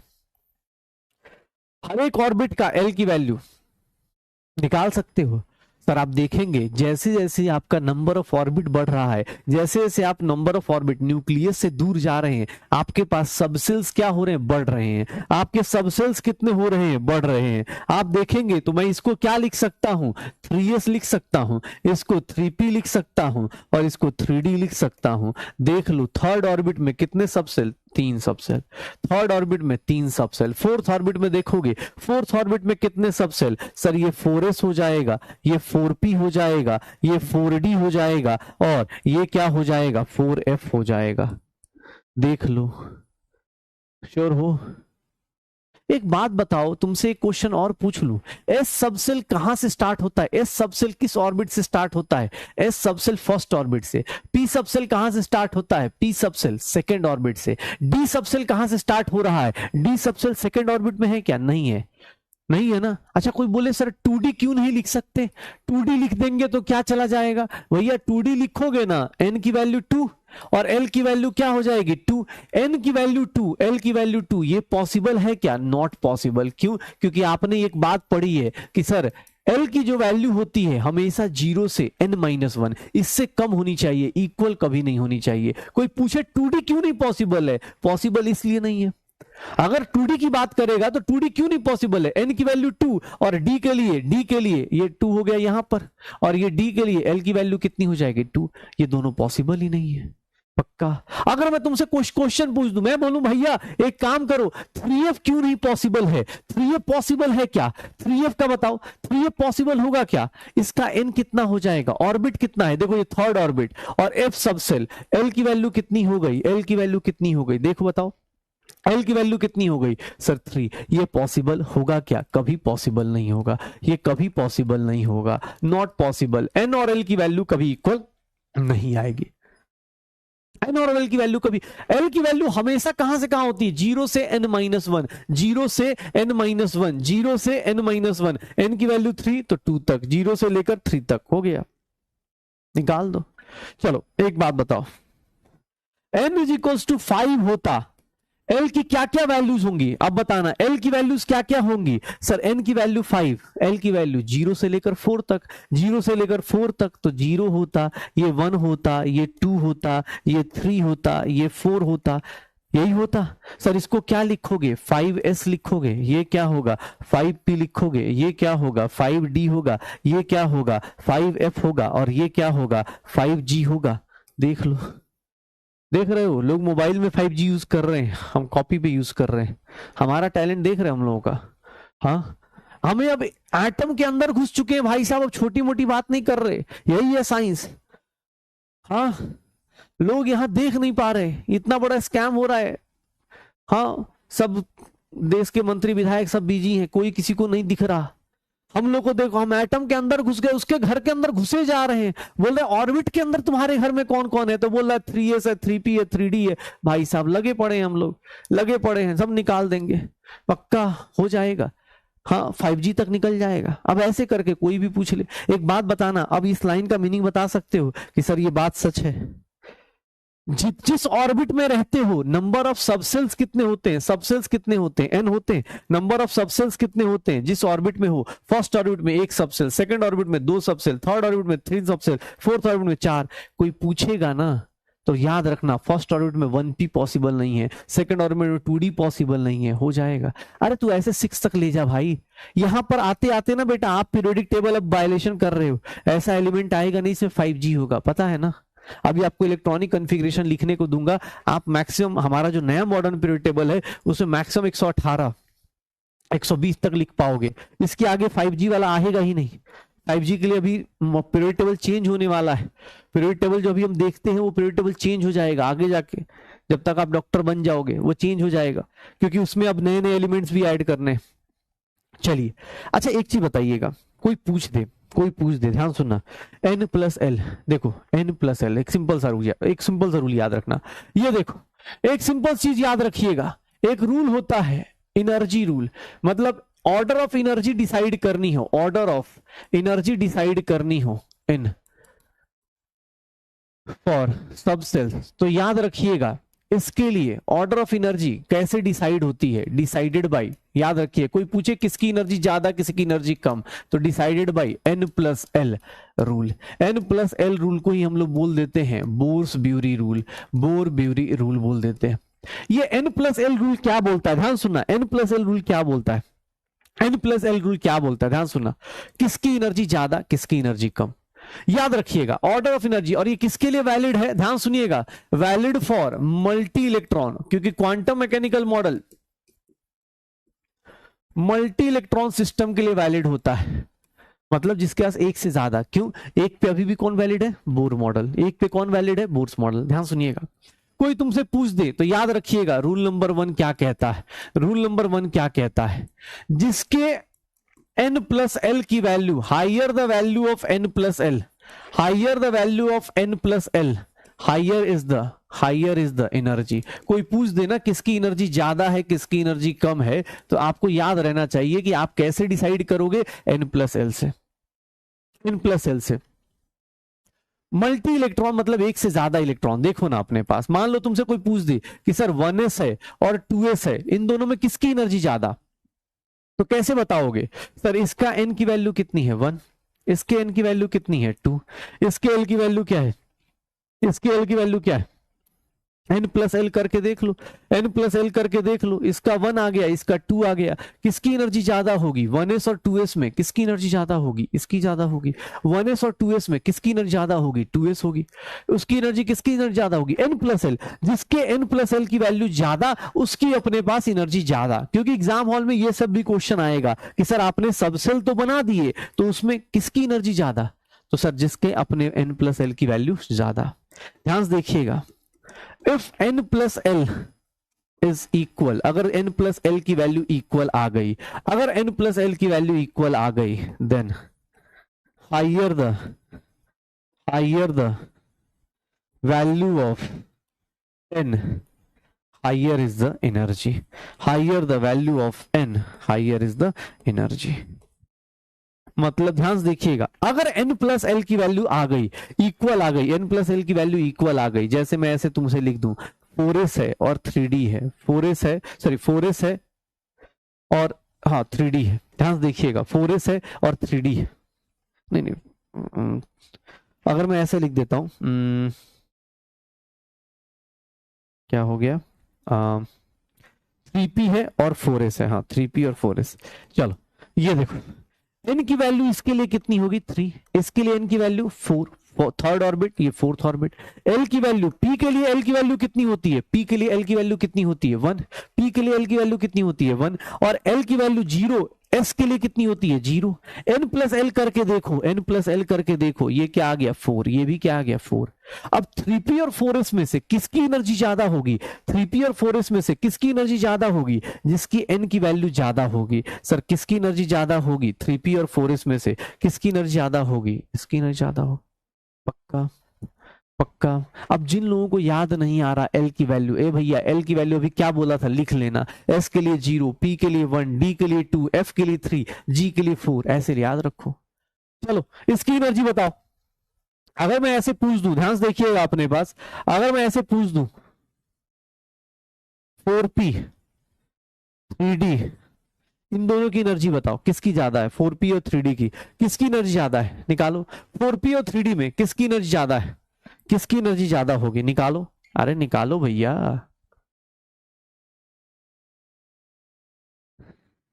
किसकी एनर्जी ज्यादा होगी? देख लो, निकालो, क्या आ जाएगा? क्या आ जाएगा?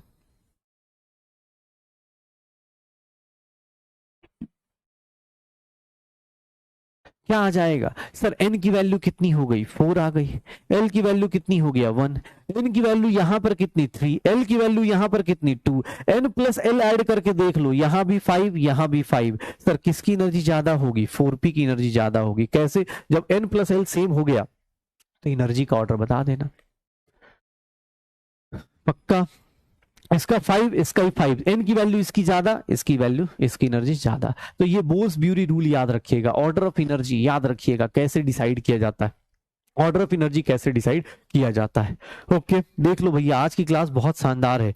अब आज की क्लास जिसने अटेंड नहीं करी सही से और जो अगली क्लास में पहुंच गया भैया ये सब कुछ रुला देगा। आपको बार बार बोल रहा हूं, angular momentum, azimuthal quantum number, angular momentum quantum number भी बोल देते हैं, शेप ऑफ सबसेल बताता है, ऑर्बिटल एंगुलर मोमेंटम बताता है, इसकी जो वैल्यू है एन पे डिपेंड करती है। कोई बोले पार्टिकुलर ऑर्बिट के अंदर सबसेल होता है, ऐसा नहीं कि सर अरे सर एक ही सबसेल सब जगह, नहीं, पार्टिकुलर ऑर्बिट में फर्स्ट ऑर्बिट में जाएंगे एक सबसेल, सेकंड ऑर्बिट में जाएंगे दो सबसेल, थर्ड ऑर्बिट में जाएंगे अलग अलग सबसेल। एस के लिए 1, पी के लिए एस के लिए 0, पी के लिए 1, डी के लिए 2, एफ के लिए 3, जी के लिए क्या हो जाएगा 4 हो जाएगा, जी के लिए क्या आ जाएगा 4 आ जाएगा। ये 1s हो गया, 2s हो गया। हर एक ऑर्बिट में जाएंगे अलग अलग ऑर्बिटल्स मिल जाएंगे, सबसेल्स मिल जाएंगे। पक्का निकाल लोगे? ये देख लो ऑर्डर ऑफ एनर्जी निकल जाएगी। n+l रूल पता चल गया, n+l रूल पता चल गया, श्योर है? चलिए अब एक बात बताऊं, हाँ एक बात बताऊं, 4D और 3P कहाँ सेम है यार? 4D और 3P सेम नहीं होते, उसके अंदर भी और अलग एनर्जी होती है। चलो एक बता दो यार, कोई पूछ रहा है 4D और 3P में कौन ज्यादा एनर्जी होगा? यार ये तो बहुत इजी सा है। n की वैल्यू यहां पर कितनी 4, n की वैल्यू यहां पर कितनी 3, n की वैल्यू यहां पर कितनी 3, l की वैल्यू यहां पर कितनी 2, l की वैल्यू यहां पर कितना सर n+l। ये तो बहुत सिंपल सा था यार। ये कितना हो जाएगा 4 हो जाएगा। 6 और 4 में ज्यादा एनर्जी किसकी हो जाएगी? ये तो ऐसे ही आ जाएगा, 4D की एनर्जी ज्यादा आ जाएगी। पक्का हो जाएगा। तो हमें ये पता चल गया एनर्जी कैसे फिल होता है, पता चल गया ऑर्डर पता चल गया, एजीमुथल क्वांटम नंबर पता चल गया। अब ध्यान सुनिएगा, हम ऑर्बिट में थे, किस ऑर्बिट में जाना है, इलेक्ट्रॉन किस ऑर्बिट में है ये पता चल गया। इलेक्ट्रॉन किस ऑर्बिट में है, मान लो फर्स्ट ऑर्बिट में गए तो 1s दिखेगा, सेकंड ऑर्बिट में गए तो 2s दिखेगा, 2p दिखेगा। हम लोग मतलब हम कोटा पहुंच गए। कोटा के अंदर कहां पहुंच गए? विज्ञान नगर के। हाँ सर इस ऑर्बिट में, इस ऑर्बिट में, इस ऑर्बिट में है। अब विज्ञान नगर के अंदर कौन सा घर होगा ये हमें पता करना है, ये हमें पता करना है। इसके लिए हमारे पास थर्ड आता है, third quantum number, and that is known as magnetic quantum number. इसको हम लोग क्या बोल देते हैं? Magnetic quantum number, magnetic quantum number, magnetic quantum number, magnetic quantum number. इसको हम लोग लिखते हैं m से लिख देते हैं। ये क्या बताता है? ध्यान सुनना, ये क्या बताएगा? पहले वाला बताया ऑर्बिट, ये दूसरा वाला बताया सबसेल, ऑर्बिट के अंदर सबसेल, और सबसेल के अंदर कौन सा ऑर्बिटल होगा, सबसेल के अंदर कौन सा ऑर्बिटल होगा ये क्या बताएगा? Tells about orbital of subshell in which electron is present. मतलब सबसेल के अंदर कौन सा ऑर्बिटल होगा उसके बारे में बताएगा। ये एग्जैक्टली देखोगे ना तो m की जो वैल्यूज होती है, m की जो वैल्यूज होती है ना, ये बताता है actually orientation of electron cloud. मतलब ओरिएंटेशन ऑफ इलेक्ट्रॉन क्लाउड कि आखिर है कहां पर।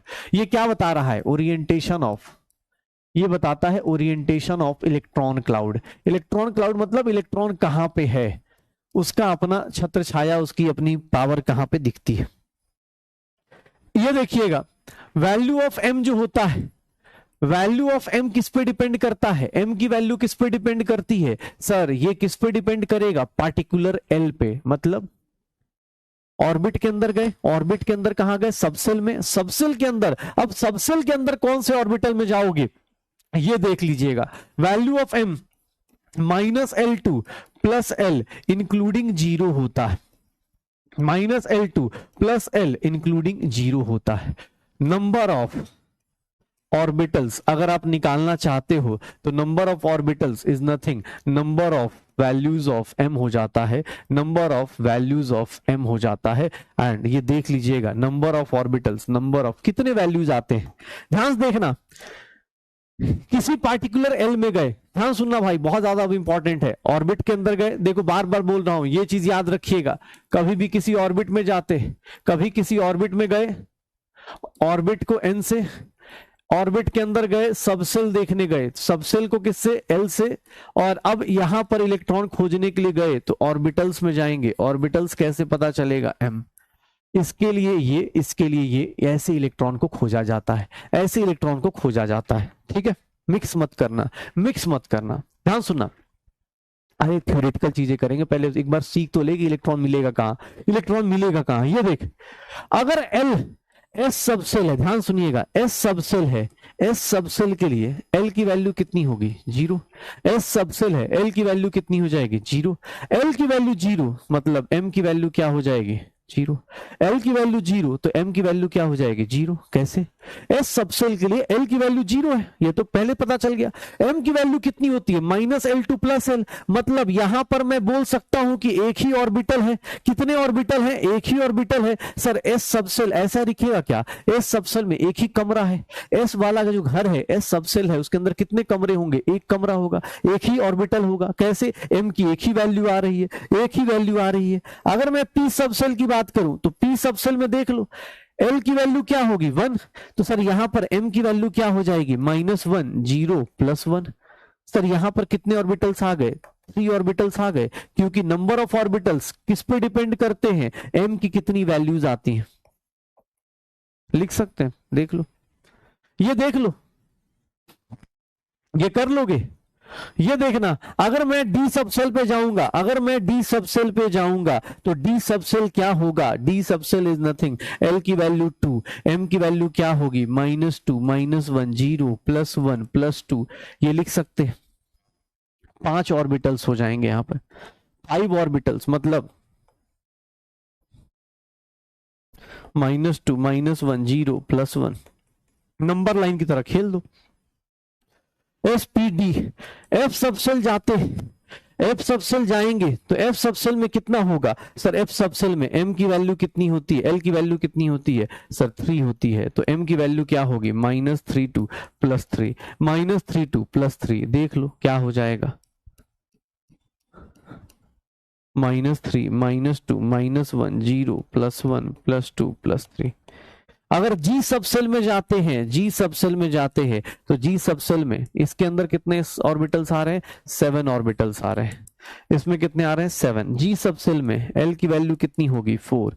एम की वैल्यू कहां से कहां, -42 + 4, कितने, 9 ऑर्बिटल्स हो जाएंगे।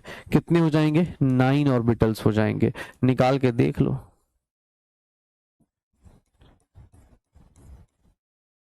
कितना हो जाएगा, 1 2 3 4 5 6 7 8 9, देख लो, लिख सकते हैं। अब ये चीज ना आपको रटना है, रट सकते हैं, अदरवाइज आप सिंपल सा अभी आप बनाएंगे तो आपको पता चल जाएगा कि भैया कौन सी चीज कहां होती है, किस तरह से होती है। देख लो, सर ये इसके घर में कितने कमरे हैं, एक कमरा है। पी के घर में गए 3 कमरे, डी के घर में गए 5 कमरे, ये इसमें कितने हो गए, घर जैसे खोज रहे हैं ना आप, इलेक्ट्रॉन का घर ही तो खोज रहे हो आप। इलेक्ट्रॉन, मैंने आपको बोला ना मेरा एड्रेस क्या है, मान लो कोटा है, कोटा में आए, कोटा में आए, कोटा के अंदर कहां चले गए, विज्ञान नगर, विज्ञान नगर के अंदर कहां चले गए, E32 में चले गए। तो वहां जाके सोच खोजोगे ना कि सर कौन से कमरे में रहते हैं, किस कमरे में रहते हैं। ऐसा थोड़ा ना कि पूरा हॉस्टल मेरा है, पूरा हॉस्टल अपना थोड़ी ना होगा, उसके अंदर खोजना पड़ेगा कि सर किस में रहते, किस में नहीं रहते। तो इसमें 1 BHK फ्लैट है, इसमें 3 BHK, इसमें 5 रूम वाले कमरे हैं, इसमें 7 रूम है, इसमें 9 रूम है, सबके अलग अलग रूम्स हैं, उसके अंदर खोज लो, पक्का हो जाएगा, श्योर हो। अच्छा एक बात बताओ, एक बात बताना, यहां पर एक लाइन लिख रहा हूं, for given L number of orbitals, orbitals का नंबर कितना होगा, नंबर ऑफ ऑर्बिटल्स। अगर एल की वैल्यू देख के अगर नंबर ऑफ ऑर्बिटल्स बताना हो तो क्या ये फॉर्मूला सही है, क्या 2l + 1 बता सकते हैं। अगर p के लिए l की वैल्यू 1 है, उसको 2 से मल्टीप्लाई करो, +1 कर दो, शायद उतने ही ऑर्बिटल्स हैं क्या, उतने ही ऑर्बिटल्स हैं क्या।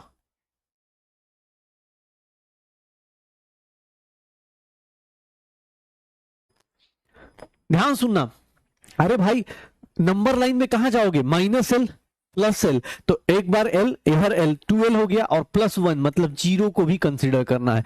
ये +1 क्या है, 0 को भी कंसीडर करते हैं, +1 क्या है, 0 को भी कंसीडर करते हैं, पक्का हो जाएगा। एक बात बताइएगा, याद रखिएगा एक बेसिक रूल है, maximum electron in an orbital जो रह सकता है वो कितना रह सकता है, इन एन ऑर्बिटल, एक ऑर्बिटल के अंदर कितना रह सकता है, 2 रह सकते हैं। एक ऑर्बिटल के अंदर एक कमरे में मैक्सिमम 2 लोग रहते नॉर्मली, मतलब अगर नॉर्मल जिंदगी में भी देखें तो एक कमरे में 2 लोग रहते, 2 से ज्यादा रहते तो पैसे बचा रहे, ठीक है, हाँ, या फिर हॉस्टल में, जैसे हॉस्टल बोलते हैं ना, 2 रूम में रह रहे, 3 रूम, एक बंदे एक कमरे में, 2 मैक्सिमम, मतलब ठीक ठाक रहते। बाकी 4 रख लो यार, 10 रख लो, क्या ही फर्क पड़ रहा है, हो जाएगा, श्योर हो। चलो एक एक सर्कल बनाए, एक सर्कल बनाए। अब चलिए शुरू करते हैं, देखिएगा आप लोग साथ साथ में, और स्टार्ट करते हैं। अब देखिएगा, ये देखिए, ये न्यूक्लियस है, ये न्यूक्लियस है, ये न्यूक्लियस है। चलिए, ये अपने पास, ये हमारा फर्स्ट ऑर्बिट हो गया, ये हमारा फर्स्ट ऑर्बिट हो गया, ये हमारा फर्स्ट ऑर्बिट हो गया, ये हमारा सेकंड ऑर्बिट हो गया, ध्यान से देखिएगा, सेकंड ऑर्बिट हो गया, ये हमारा थर्ड ऑर्बिट हो गया। ध्यान से देखना अभी क्या क्या कर रहे हैं इसके अंदर, थर्ड ऑर्बिट बना रहे हैं, फिर ये हमारा फोर्थ ऑर्बिट हो गया। ये न्यूक्लियस से हम निकले, हमने बोला इलेक्ट्रॉन को खोजो कहां कहां मिल सकता है। ध्यान से देखिएगा, अब n की वैल्यू कर रहा हूं, ये देखो, ये k शेल है, ये l शेल है, ये m शेल है। मैं 4 ही ले रहा हूं, इसी से आपको अब समझ में आना चाहिए, नहीं तो कोई बात नहीं, हाँ रिपीट तो लिख ही सकते हैं। ये फर्स्ट ऑर्बिट, ये फर्स्ट ऑर्बिट, ये n is equals to 1, n is equals to 1, n is equals to 2, n is equals to 4, यही होगा शायद, सब कुछ लिख सकते हैं ना। ध्यान सुनना, ये देखो, ये देखना कैसे होगा। अब मैं तुम्हें बता रहा हूं कैसे लिखना। फर्स्ट ऑर्बिट में जाओगे तो क्या मिलेगा, 1s मिलेगा। फर्स्ट ऑर्बिट में जाओगे तो फर्स्ट ऑर्बिट में n is equals to 1, n is equals to 1 पे L0 M0, मतलब फिर फर्स्ट ऑर्बिट में कितना आएगा, 1s आएगा। सेकेंड ऑर्बिट में जाओगे, चलो सेकेंड ऑर्बिट बताओ, L की वैल्यू 0, L की वैल्यू कितनी हो गई, 1, मतलब 2s हो गया, 2p हो गया। 2s में कितने कमरे होते हैं, इतने। 2p में कितने कमरे होते हैं, इतने। देखिएगा सेकेंड ऑर्बिट में जाएंगे, ये 2s हो गया, 2p ऐसे बना दो, ये 2p लिख सकता हूं। सर फर्स्ट ऑर्बिट सिर्फ 1s मिलता है। फर्स्ट ऑर्बिट में मैक्सिमम इलेक्ट्रॉन्स कितने आ सकते हैं, 2। फर्स्ट ऑर्बिट में मैक्सिमम इलेक्ट्रॉन कितने आ सकते हैं, 2। सेकेंड ऑर्बिट में कितने आ सकते हैं, 2, 4, 6, 8। क्यों, क्योंकि टोटल कितने ऑर्बिटल्स हैं, 4, तो ऑब्वियस है कितने आ जाएंगे, ये देख लो। अगर n की वैल्यू 3 हो गई, थर्ड ऑर्बिट में गए, तो सर यहां पर L की वैल्यू 0, L की वैल्यू 1, L की वैल्यू 2, यहां पर 3s मिलेगा, 3p मिलेगा, 3d मिलेगा। 3s एक कमरा, 3p में 3 कमरे, और 3d में कितने हो गए, 5 कमरे हो जाएंगे। ऐसा बना सकते हैं। ये देखिएगा 3s ये रहा, 3p फिर से ऐसा ही रहेगा, और 3d ऐसा बना देता हूं, ये 3d हो गया। जैसे जैसे दूर जा रहे हो ऑब्वियस है नंबर ऑफ सबसेल्स बढ़ रहे, याद करना 3s 3p 3d ये सब चीजें कर लोगे। अगर n इज इक्वल्स टू 4 पे गए, n इज इक्वल्स टू 4 पे गए, तो L की वैल्यू 0, L की वैल्यू 1, L की वैल्यू 2, L की वैल्यू 4, ये देख लो 4s हो गया, ये 4s हो गया, ये 4p हो गया, 4d हो गया, ये 4f हो गया। 4s में 1 ऑर्बिटल, 4p में 3 ऑर्बिटल, 4d में 5 ऑर्बिटल, और 4f में 7 ऑर्बिटल हो जाएगा। चलो ये रहा 4s, ये रहा 4p, ये रहा 4d, और ये रहा 4f। ऐसे देख लो। तो सर एक्चुअली जो इलेक्ट्रॉन का डिस्ट्रीब्यूशन होता है ऐसे होता है, आप ऑर्बिट के अंदर जाते हो, ऑर्बिट के अंदर सबसेल में जाते हो, सबसेल के अंदर ऑर्बिटल में जाते हो। मैंने जैसे बोला सेकंड ऑर्बिट में जाना है, तो सेकंड ऑर्बिट में गए, आप पूछोगे सेकंड ऑर्बिट में कहां, तो मैं बोलूंगा 2s या 2p में, तुम बोले s में गए तो यहां गए, 2p में गए तो अच्छा इस रूम में, इस रूम में, इस रूम में। इलेक्ट्रॉन कहीं भी मिल सकता है, इलेक्ट्रॉन कहीं भी मिल सकता है। अब देख लो किसी को भी लिखना हो तो अब ये लिख सकते हैं ना शायद, ये फॉर्मूला कि for given value of n, अगर nth ऑर्बिट पता है तो सर यहां पर देख लेना, नंबर ऑफ सबसेल्स क्या लिखेंगे, नंबर ऑफ सबसेल्स का फॉर्मूला क्या लिखते थे, n लिखते थे। सर नंबर ऑफ ऑर्बिटल्स कोई पूछेगा किसके अंदर कितने ऑर्बिटल्स, क्या लिख दोगे, देख लो किसके अंदर कितने ऑर्बिटल्स, n स्क्वायर, और maximum number of electrons maximum electrons कितने आ सकते हैं 2n²। आपको लगता है आप प्रूफ करके देखना चाहो, प्रूफ करके रख लो, प्रूफ करके देखना चाहो। एस में कितने इलेक्ट्रॉन्स आएंगे, एस में कितने इलेक्ट्रॉन्स आएंगे, एस में कितने इलेक्ट्रॉन्स आएंगे, एस में कितने आ जाएंगे 2, एस में कितने आ जाएंगे 2, पी में कितने आएंगे for given value of L. L की अगर वैल्यू गिवन है, देख लो number of orbitals, number of orbitals कितना लिखा तुम लोगों ने सर 12+1। मैक्सिमम इलेक्ट्रॉन्स कितने पॉसिबल होंगे, मैक्सिमम इलेक्ट्रॉन्स कितने पॉसिबल होंगे 2 times 12+1 and that is equals to 4l+2। ये अब देख लो, ये सब अरे सर कितना फॉर्मूला लिख रहे हैं, फॉर्मूला लिखना है, फॉर्मूला लिखो, लिख के याद करना है, लिख के याद करो, ऐसे ही निकल जाएगा, हो जाएगा पक्का निकल जाएगा। ये देख लेना भाई,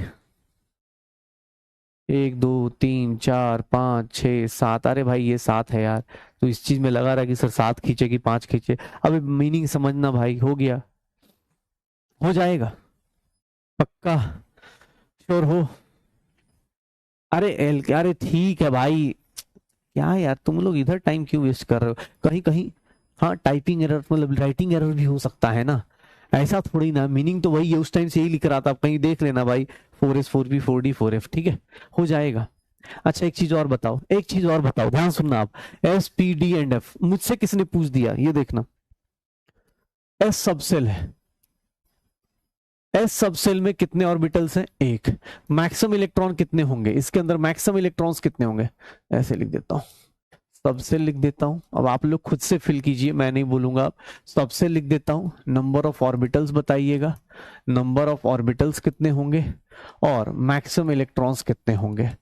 याद रखिएगा अगर मैं बोल रहा हूं एस सबसेल, तो एस सबसेल में कितने ऑर्बिटल्स होते हैं 1, कितने इलेक्ट्रॉन्स होंगे मैक्सिमम 2, पी सबसेल में कितने होंगे अपने पास 3, कितना हो जाएगा 6, डी सबसेल में कितने हो जाएंगे 5, कितना हो जाएगा 10 इलेक्ट्रॉन, एफ सबसेल में मैक्सिमम कितने इलेक्ट्रॉन्स हो सकते हैं,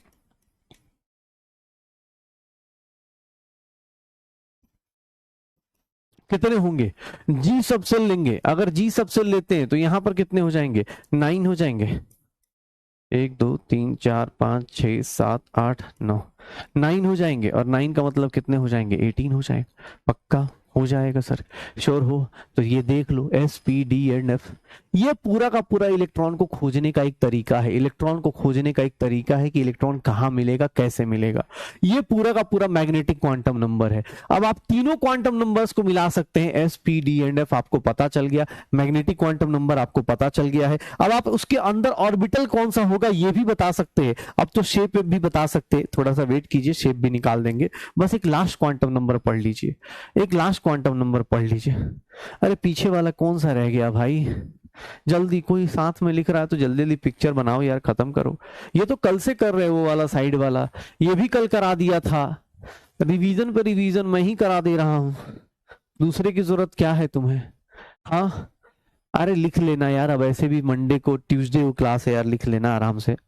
चलो एक लास्ट क्वांटम नंबर, एक लास्ट क्वांटम नंबर, हाँ उसके बाद हमारा क्वांटम नंबर भी खत्म हो जाएगा, उसके बाद हमारा क्वांटम नंबर भी खत्म हो जाएगा, उसका एप्लीकेशन चालू हो जाएगा, क्वांटम नंबर खत्म नहीं होगा, एप्लीकेशन चालू हो जाएगा। एक लास्ट क्वांटम नंबर, और उसको बोलते हैं, बहुत डिफिकल्ट है ये वाला quantum number, spin quantum number, skin quantum number, कहीं कहीं पर ऐसे तो एस से लिखते हैं, कहीं कहीं ऐसे भी एमएस भी लिखा हुआ मिल जाता है। स्पिन क्वांटम नंबर क्या बताता है, पहली बात स्पिन क्वांटम नंबर क्या है, जुगाड़ है, ये जुगाड़ है किस चीज का, एक्चुअली हुआ क्या, ध्यान सुनना, एक्चुअली हुआ क्या, लोगों ने क्या करा, बाद में ये देखा गया कि यार इलेक्ट्रॉन 2 टाइप का मोशन करता है, इलेक्ट्रॉन 2 टाइप का मोशन करता है, एक अराउंड द न्यूक्लियस, जैसे अर्थ 2 टाइप का मोशन करता है, अर्थ भी 2 टाइप का मोशन करता है, कौन कौन सा, एक अराउंड द सन जिसके कारण हमें मतलब मंथ हमारे चेंज होते हैं, सीजन्स चेंज होते हैं, और एक अपने एक्सिस पे भी मोशन करता है, इलेक्ट्रॉन्स भी 2 टाइप का मोशन करेगा, इलेक्ट्रॉन्स की 2 टाइप का मोशन करेगा, कौन सा, स्पिन क्वांटम नंबर क्या बताता है, ये क्या बताता है, it tells about rotation of an electron around its own axis, ये अपने एक्सिस के अराउंड, जैसे अर्थ अपना मोशन करता है ना, अपने अराउंड, अपने एक्सिस के अराउंड जो मोशन करता है उसको क्या बोलते हैं हम लोग, स्पिन क्वांटम नंबर।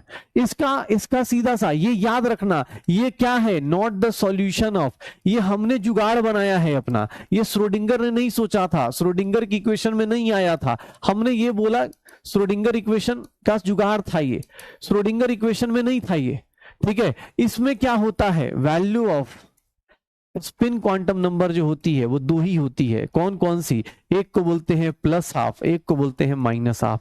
कोई ऐसा फिक्स नहीं है, कोई ऐसा फिक्स नहीं है कि किसको क्लॉकवाइज लेना है किसको एंटी क्लॉकवाइज लेना है, ऐसे फिक्स नहीं करते हैं। अगर आपने इसको क्लॉकवाइज ले लिया, अगर आपने इसको क्लॉकवाइज ले लिया तो उस केस में ये क्या हो जाएगा, एंटी क्लॉकवाइज हो जाएगा, ये क्या हो जाएगा, एंटी क्लॉकवाइज। ऐसा कुछ फिक्स नहीं है। प्लस हाफ को अगर आपने क्लॉकवाइज ले लिया तो उस केस में ये एंटी क्लॉकवाइज हो जाएगा, लेकिन ऐसे कुछ फिक्स नहीं है, प्लस हाफ माइनस हाफ कुछ भी ले सकते, कुछ भी ले सकते हैं, ठीक है, ये कुछ भी ले सकते हैं, मतलब ऐसा कुछ, इसका मतलब ये देखो ना, एक ऑर्बिटल के अंदर जो इलेक्ट्रॉन रहता है ना वो ऐसे रिप्रेजेंटेड होता है। तो इसका कोई, इसका मान लो इसका स्पिन तुमने कितना ले लिया, अगर इसका स्पिन प्लस हाफ ले लिया तो इस वाले का स्पिन कितना लेंगे, इस वाले का स्पिन कितना लेंगे, माइनस हाफ, क्योंकि अगर ये प्लस है तो वो माइनस होगा। स्पिन मतलब अपने एक्सिस के अराउंड रोटेशन, एक क्लॉकवाइज करेगा एक एंटी क्लॉकवाइज। ये देखो ना, अगर आपने इसका स्पिन माइनस हाफ ले लिया तो इसका स्पिन क्या लोगे, इसका स्पिन क्या लोगे सर, प्लस हाफ लोगे। फिक्स नहीं कुछ भी है कि अरे सर यही लेना है, ऊपर वाले को लेना है, नीचे वाले को लेना है। स्पिन क्वांटम नंबर से आप कभी भी निकाल सकते हो, स्पिन क्वांटम नंबर से निकाल सकते हो, कोई दिक्कत नहीं आएगी, हो जाएगा, हो जाएगा, पक्का हो जाएगा। अब देख एक और चीज, जब ऑब्वियस है इसका अपना एंगुलर मोमेंटम होगा तो इसको हम लोग बोलते हैं spin angular momentum. Spin angular momentum, spin angular momentum क्या होता है, तो सर अपने एक्सिस पे जो घूमेगा उसके कारण भी तो क्या होगा, मोमेंटम होगा। सर फॉर्मूला एग्जैक्टली सिमिलर सा है, एग्जैक्टली सिमिलर सा है, s+1 h बार, ये भी लिखा जा सकता है, ये भी लिखा जा सकता है। तो देख लो, चार क्वांटम नंबर्स आ गए और चारों क्वांटम नंबर्स के साथ अब खेलना चालू कर दो, आंसर आ जाएगा, चारों क्वांटम नंबर्स के आंसर आ जाएंगे, पक्का हो जाएगा, श्योर हो। तो चार एड्रेस चाहिए थे, जैसे हमारा एड्रेस बताने के लिए आपको चार कोऑर्डिनेट्स चाहिए थे, वैसे इलेक्ट्रॉन्स का एड्रेस बताने के लिए आपको चार कोऑर्डिनेट्स चाहिए। वो कौन कौन से चार कोऑर्डिनेट्स नंबर हैं, दैट इज व्हाट अपने को क्या मिल जाएगा, प्रिंसिपल, एजुमिथल और मैग्नेटिक और spin quantum number, principal, azimuthal, magnetic और स्पिन क्वांटम नंबर मिल जाएगा, पक्का हो जाएगा सर, श्योर हो, श्योर हो, डन। स्पिन क्वांटम नंबर्स निकाल सकते हो, एप्लीकेशन भी करेंगे, ठीक है, हाँ एप्लीकेशन भी करेंगे, रुक जाओ अभी एक बार समझना। चार हम लोगों ने क्वांटम नंबर्स देख लिए, उनके हमने क्या करा, अरे बता दूंगा यार, रुक जा, थोड़ा सा अभी टाइम है, अभी पढ़ ले, ठीक है, हाँ पढ़ लेंगे, अभी पहले पढ़ लेते हैं। अरे श्रोडिंगर कैट स्टोरी है, श्रोडिंगर ज्यादा बोलोगे इक्वेशन लिख दूंगा, बेहोश हो जाओगे, करना होगा कैलकुलेशन, ठीक है, पढ़ लो। कैट स्टोरी तब बताऊंगा जब तुम मान लोगे कि हाँ सर नहीं हो रहा इक्वेशन, जिस दिन श्रोडिंगर का इक्वेशन दिखूंगा बस पे बताऊंगा, रुक जा भाई पहले पढ़ ले, ये सब बहुत इंपॉर्टेंट चीजें हैं। कहाँ था, चार क्वांटम नंबर्स हैं, ठीक है, चार क्वांटम नंबर्स हैं, कौन कौन से, प्रिंसिपल, उससे एनर्जी पता चल गई, उससे रेडियस पता चल गया, वेलोसिटी पता चल गई। सेकंड वन ऑर्बिट का, मतलब ऑर्बिट एन से पता चलता है, ऑर्बिट के अंदर क्या होता है, सबसेल होता है, सबसेल के अंदर क्या होता है, ऑर्बिटल होता है, और स्पिन क्या है, लास्ट चीज जो हम लोगों के पास आती है, स्पिन क्या होती है, लास्ट चीज होती है जो हम लोगों की लाइफ में आती है, ठीक है।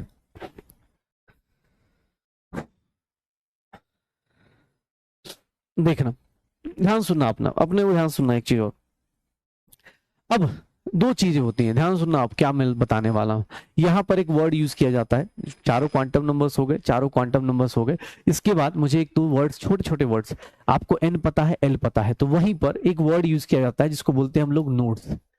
नोड्स क्या होते हैं, ध्यान सुनिएगा, नोड्स किसको बोलते हैं भैया, ये सब ट्यूसडे को पढ़ के आइएगा, ये छोटी छोटी बातें ना एक साथ जब यूज होंगी तब सरदर्द चालू हो जाएगा। नोट्स क्या होगा, नोट्स क्या होता है,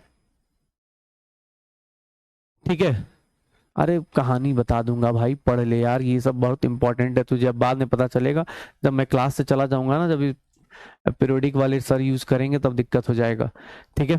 हाँ चलो, स्टार्ट करते हैं। नोड्स क्या होते हैं? जहां पर क्या मिल जाए। नोड्स मतलब एक ऐसा area, nodes is what, area, या फिर हम बोल सकते हैं रीजन, एरिया और region where finding an, where finding a, finding the, where probability of, where probability of, इसको हम बोलते हैं probability of finding an electron, probability of finding an electron, where probability of finding an electron is zero. मतलब जहां पर electron के मिलने की प्रोबेबिलिटी क्या हो जाए, जीरो हो जाए। जहां पर इलेक्ट्रॉन के मिलने की प्रोबेबिलिटी क्या हो जाए, जीरो हो जाए। नोड्स एक ऐसा एरिया है, एक ऐसा स्पेस है जहां पर इलेक्ट्रॉन के मिलने की प्रोबेबिलिटी क्या हो जाए, जीरो। श्रोडिंगर किसकी बात कर रहा था? श्रोडिंगर बात कर रहा था कि इलेक्ट्रॉन्स मिलना चाहिए। ये क्या बात कर रहा है कि सर नोड्स ऐसी जगह होती है जहां पर इलेक्ट्रॉन के मिलने की प्रोबेबिलिटी क्या हो जाए, जीरो हो जाए। मतलब हम बोल सकते हैं कि इस पॉइंट पे साई स्क्वायर डीवी की वैल्यू कितनी हो जाए, जीरो हो जाए। यही होगा ना, प्रोबेबिलिटी जहां जीरो हो जाए, साई स्क्वायर डीवी की वैल्यू क्या हो जाए, जीरो हो जाए। या साई स्क्वायर डीवी, वॉल्यूम कभी जीरो हो नहीं सकता, तो हम बोल सकते हैं कि साई स्क्वायर का ग्राफ जहां जहां जीरो को टच कर दे वहीं क्या होगा, नोड्स होगा। क्योंकि वॉल्यूम किसी का जीरो नहीं होता, वॉल्यूम जीरो नहीं हो सकता। मतलब न्यूक्लियस नहीं, न्यूक्लियस पे तो ऑब्वियस है, न्यूक्लियस में इलेक्ट्रॉन तो ऐसे भी नहीं मिलेगा। न्यूक्लियस की बात हमेशा नहीं करते, न्यूक्लियस एक अलग एरिया है। हाँ, एक ऐसा ब्लाइंड स्पॉट जहां पर इलेक्ट्रॉन के मिलने की प्रोबेबिलिटी क्या हो जाए, जीरो। मान लो मैं न्यूक्लियस से निकला, मैंने कहा यार एक काम करते हैं, ये मेरा न्यूक्लियस है और ये मेरा एटम है। ध्यान सुनिए, दो टाइप के नोट्स होते हैं, दो टाइप के नोट्स होते हैं। ध्यान सुनना अपने को, नोट्स दो टाइप के होते हैं। कौन कौन से? एक को बोलते हैं रेडियल नोट्स, एक को बोलते हैं रेडियल नोट्स, या फिर 3D में इसको बोल देते हैं स्फेरिकल नोट्स। 3D में हम लोग इसको बोल देते हैं स्फेरिकल नोट्स, ध्यान से देखिएगा। और एक होते हैं एंगुलर नोट्स। नोट्स दो टाइप के, एक रेडियल नोट्स और एक कहलाते हैं स्फेरिकल नोट्स, एंगुलर नोट्स। ये देखो, रेडियल नोट्स का मतलब क्या होता है? मान लो मैं न्यूक्लियस से निकला, पहले इस डिस्टेंस पे गया, इसमें खोजा इलेक्ट्रॉन है क्या, नहीं मिल रहा। या फिर इससे थोड़ा आगे गया, इसमें खोजा इलेक्ट्रॉन है क्या, नहीं मिल रहा। अगर इस इलेक्ट्रॉन इस एरिया में नहीं मिल रहा तो ये क्या कहलाएगा कि सर इस रेडियस पे इलेक्ट्रॉन के मिलने की प्रोबेबिलिटी क्या है, जीरो है। ये क्या कहलाएगा, रेडियल नोड कहलाएगा। ये क्या कहलाएगा, रेडियल नोड कहलाएगा। ये क्या कहलाएगा, रेडियल नोड कहलाएगा। ये क्या कहलाएगा, रेडियल नोड, कि सर इस रेडियस पे नहीं मिल रहा। रेडियल नोड्स आपको कैलकुलेट नहीं करना, रेडियल नोड्स की वैल्यू बहुत सिंपल सी है, n-l-1। इस रेडियस पे जाके चेक करो, अगर आपको इलेक्ट्रॉन नहीं मिल रहा तो उसको हम लोग क्या बोल देंगे, रेडियल नोड्स बोल देंगे। उसको हम लोग क्या बोल देंगे, रेडियल नोड्स बोल देंगे। एंगुलर नोड्स किसको बोलते हैं? मतलब किसी पार्टिकुलर रेडियस पे जाके सर्च मारो, 3D में उसको क्या बोल देंगे, स्फीयर बोल देंगे। 3D में क्या बोल देंगे, उसको स्फीयर बोल देंगे। उसकी वैल्यू कितनी होती है, n-l-1, n-l-1। ठीक है, उसकी वैल्यू कितनी होती है, n-l-1। पक्का हो जाएगा। ये देखो, एंगुलर नोड्स की वैल्यू होती है L, बहुत सिंपल सा L। कैसे? एंगुलर नोड्स मतलब इस एंगल में जाके देखो, ये रहा, इस एंगल पे जाके देखो, इस एंगल में है क्या, कोई इलेक्ट्रॉन मिल रहा है क्या, नहीं मिल रहा, मतलब एंगुलर नोड्स हो जाएंगे। एंगुलर नोड्स मतलब इस एंगल पे जाके देखो, इस एंगल पे जाके देखो, अगर इलेक्ट्रॉन नहीं मिल रहा मतलब ये एंगुलर नोड्स हो जाएंगे। एंगुलर नोड्स किसके हो रहे हैं, एंगुलर नोड्स की वैल्यू किसके इक्वल, इसके इक्वल। चलिए बताइएगा, टोटल नोड्स किसी के कितने होंगे, टोटल नोड्स किसी के कितने होंगे, बता सकते हो, टोटल नोड्स कितने होंगे?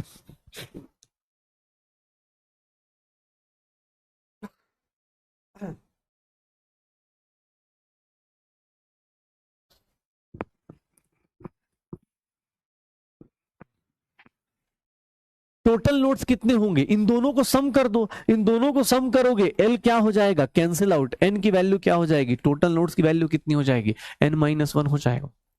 टोटल नोड्स की वैल्यू कितनी हो जाएगी, n-1 हो जाएगी। इन दोनों को ऐड कर दो, रेडियल नोड्स और एंगुलर नोड्स को ऐड कर दो, n-1 इज द आंसर।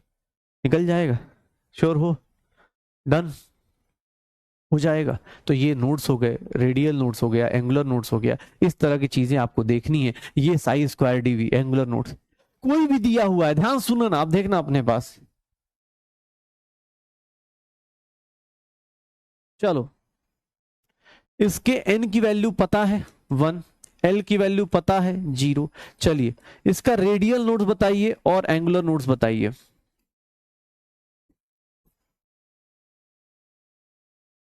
आप सब कुछ बता सकते हैं।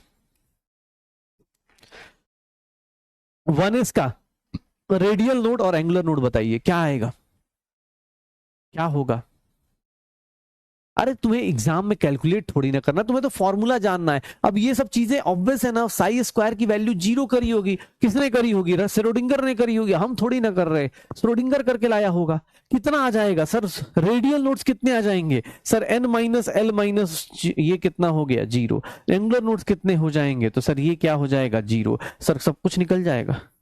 चलिए इसका बताइएगा, 3p का बताइए, एंगुलर नोट्स बताइएगा, 3p का एंगुलर नोट्स बताइए, और रेडियल नोट्स बताइए, रेडियल नोट्स बताइए, 3p का एंगुलर नोट्स, रेडियल नोट्स और टोटल नोट्स,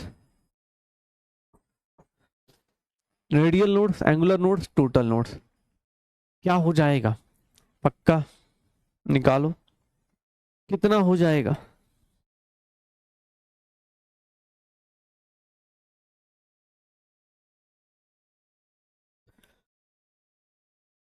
कितना हो जाएगा, n माइनस एल माइनस 1, तो ये क्या होगा, n की वैल्यू कितनी है 3, l की वैल्यू कितनी है 1, सर ये एंगुलर नोड कितना हो गया 1, l की वैल्यू।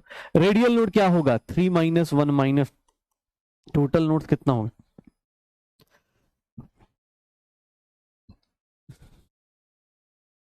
हो जाएगा, बता दोगे अब तुम्हारे एन और एल पे कितना कुछ निकाल सकते हो ना, एन और एल पे कितना कुछ निकाल सकते हो तुम लोग, एन और एल पे एनर्जी निकाल सकते हो, एन और एल पे तुम ये भी बता सकते हो सामने वाले का कितने नोड्स है कितने नहीं है। एक सिंपल सी चीज लिख रहा हूं,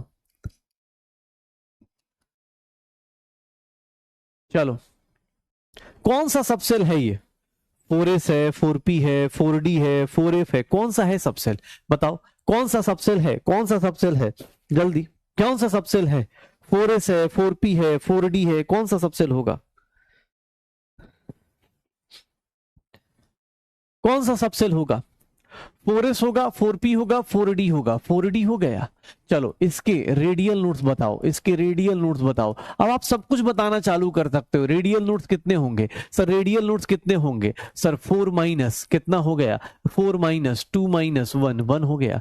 एंगुलर नोट्स कितने होंगे सर, इसके एंगुलर नोट्स कितने होंगे, एंगुलर नोट्स सीधा सीधा एल की वैल्यू पुट कर दो, यही आ जाएगा, यही आ जाएगा। आप किसी भी चीज को आप यूज करते रहिए। अगर मैं ऐसा लिख दूं, ध्यान सुनना, अब मैं ऐसा लिख दूं,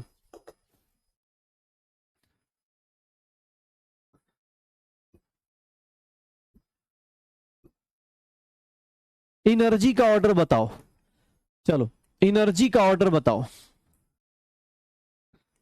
रेडियल नोट्स का ऑर्डर बताओ, रेडियल नोट्स का ऑर्डर बताओ, एंगुलर नोट्स का ऑर्डर बताओ, चलो बताओ एंगुलर नोट्स का ऑर्डर बताओ, टोटल नोट्स का ऑर्डर बताओ, किसका ज्यादा किसका कम, अब सब कुछ बता सकते हैं क्या आप लोग, एनर्जी का, रेडियल नोट्स का, सबका नोट्स का, एनर्जी का। एन प्लस एल से एनर्जी डिसाइड होती है, एन प्लस एल से एनर्जी डिसाइड होती है, एन प्लस एल से एनर्जी डिसाइड होती है, किसकी एनर्जी ज्यादा सर, एन की वैल्यू इसके लिए कितनी है, अब देख लो भाई, एन की वैल्यू कितनी है 5, एल की वैल्यू कितनी है 1, एन की वैल्यू कितनी है 6, एल की वैल्यू कितनी है 0, एन प्लस एल इक्वल है, लेकिन सर ये पता है 5p की एनर्जी कम होगी 6s से, 5p की एनर्जी कम होगी 6s से, क्यों, क्योंकि सर जिसका एन की वैल्यू छोटी होती है ना, उसकी एनर्जी की वैल्यू भी क्या हो जाती है, छोटी हो जाती है। अब मजा आना चालू हो गया, हाँ नहीं नहीं, बहुत सही बच्चे हो यार तुम लोग, मैंने सोचा था उतना तुम्हें पढ़ा दिया, बहुत बढ़िया यार, ये होता है पढ़ने वाले बच्चे, बहुत बढ़िया। हाँ मैं सोच रहा था कि आज ज़्यादा परेशान करेंगे, तबीयत सही नहीं लग रही, कभी भी छोड़ दूंगा, लेकिन हाँ अच्छा कर गए, बहुत बढ़िया, यहाँ तक पहुंच गए मेरे लिए बहुत बड़ी बात है। रेडियल नोट्स कितने होंगे, n माइनस एल माइनस 1, तो n minus L minus 1, 5 minus 1 minus 1, ये कितना हो गया, इसका 4 हो गया, इसका कितना होगा सर, इसका 5 होगा, तो रेडियल नोट्स किसका ज्यादा है, 5p का, 6s से कम है, इसका 4 होगा, इसका कितना होगा 5 होगा। एंगुलर नोट्स किसके ज्यादा होंगे, इसका 1 होगा, इसका 0 होगा, 5p का ज्यादा होगा 6s से। टोटल नोट्स किसके ज्यादा होंगे किसके कम होंगे, n माइनस 1, इसका क्या होगा 5p का कम होगा एज कंपेयर टू 6s। आप सब कुछ बता सकते हो, बहुत सही, सब कुछ बता सकते हो, ठीक है।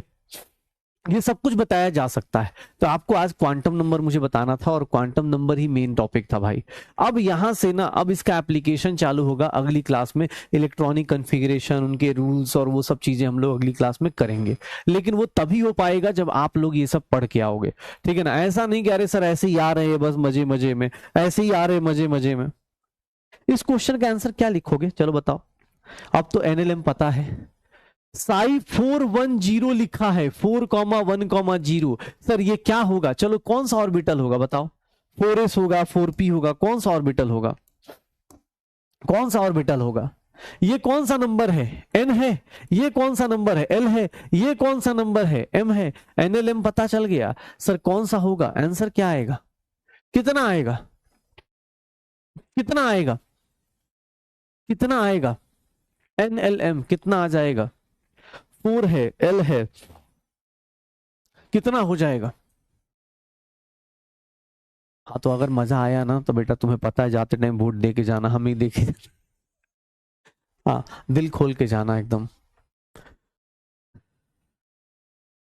जल्दी जल्दी जल्दी।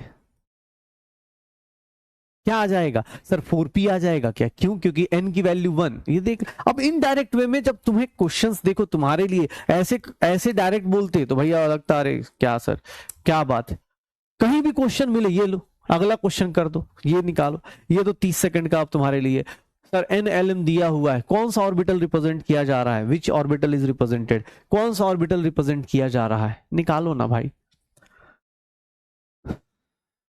ठीक है क्या होगा, अबे रो नहीं रहा हूं भाई, ठीक है। हाँ सर्दी जुकाम हो रखा है तो थोड़ा सा वो हो जा रहा है, आंखें अलग फड़फड़ा रही हैं, नाक अलग रिदम में चल रहा है, जवान अलग रिदम में चल रही है, दिमाग अलग चल रहा है, पूरा का पूरा। हाँ जल्दी क्या होगा, कौन सा हो जाएगा, इसके n की वैल्यू क्या हो गई, l की वैल्यू क्या हो गई, m की वैल्यू क्या हो गई, n क्या हो गया, ये l हो गया, ये 4d हो गया, क्या क्या हो जाएगा 4d हो जाएगा, ये क्या हो जाएगा 4d हो जाएगा, ये देखो ना अपने पास 4d हो जाएगा। हाँ बहुत बढ़िया यार बहुत बढ़िया। चलो अब एक काम करते हैं, आज के लिए इतना ही करते हैं, ऐसे तो कर लोगे लेकिन छोड़ो अब ये वाले क्वेश्चंस अगली क्लास में कराऊंगा, ठीक है। होमवर्क आपको करना है, होमवर्क आपको करना है कौन कौन सा, ध्यान सुनिएगा। होमवर्क आप लोग डीपीपी तो करना ही करना है, डीपीपी तो अटेम्प्ट करिए करिए। मॉड्यूल में एक्सरसाइज 1 में बार बार बोल रहा हूं, क्वेश्चंस में अगर टाइम लगता है लगने दो, लेकिन क्वेश्चंस करना जरूरी है, क्वेश्चंस करना जरूरी है, नहीं करोगे दिक्कत आएगी। कहाँ गया, अगली क्लास भैया बहुत खतरनाक सी है, लेकिन हाँ अगली क्लास उन्हीं लोगों के काम की है जो इस क्लास में आए हैं। Question number question number 96, quantum numbers कौन से पॉसिबल नहीं है। क्वेश्चन नंबर 96, 99, 99 थोड़े से अभी एप्लीकेशन पे हैं, ठीक है। 102, 105, 106, 108,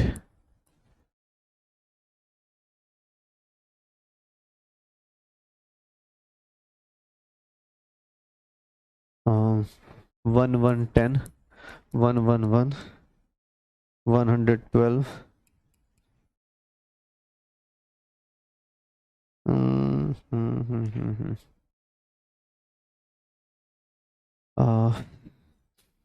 122 और कौन सा है,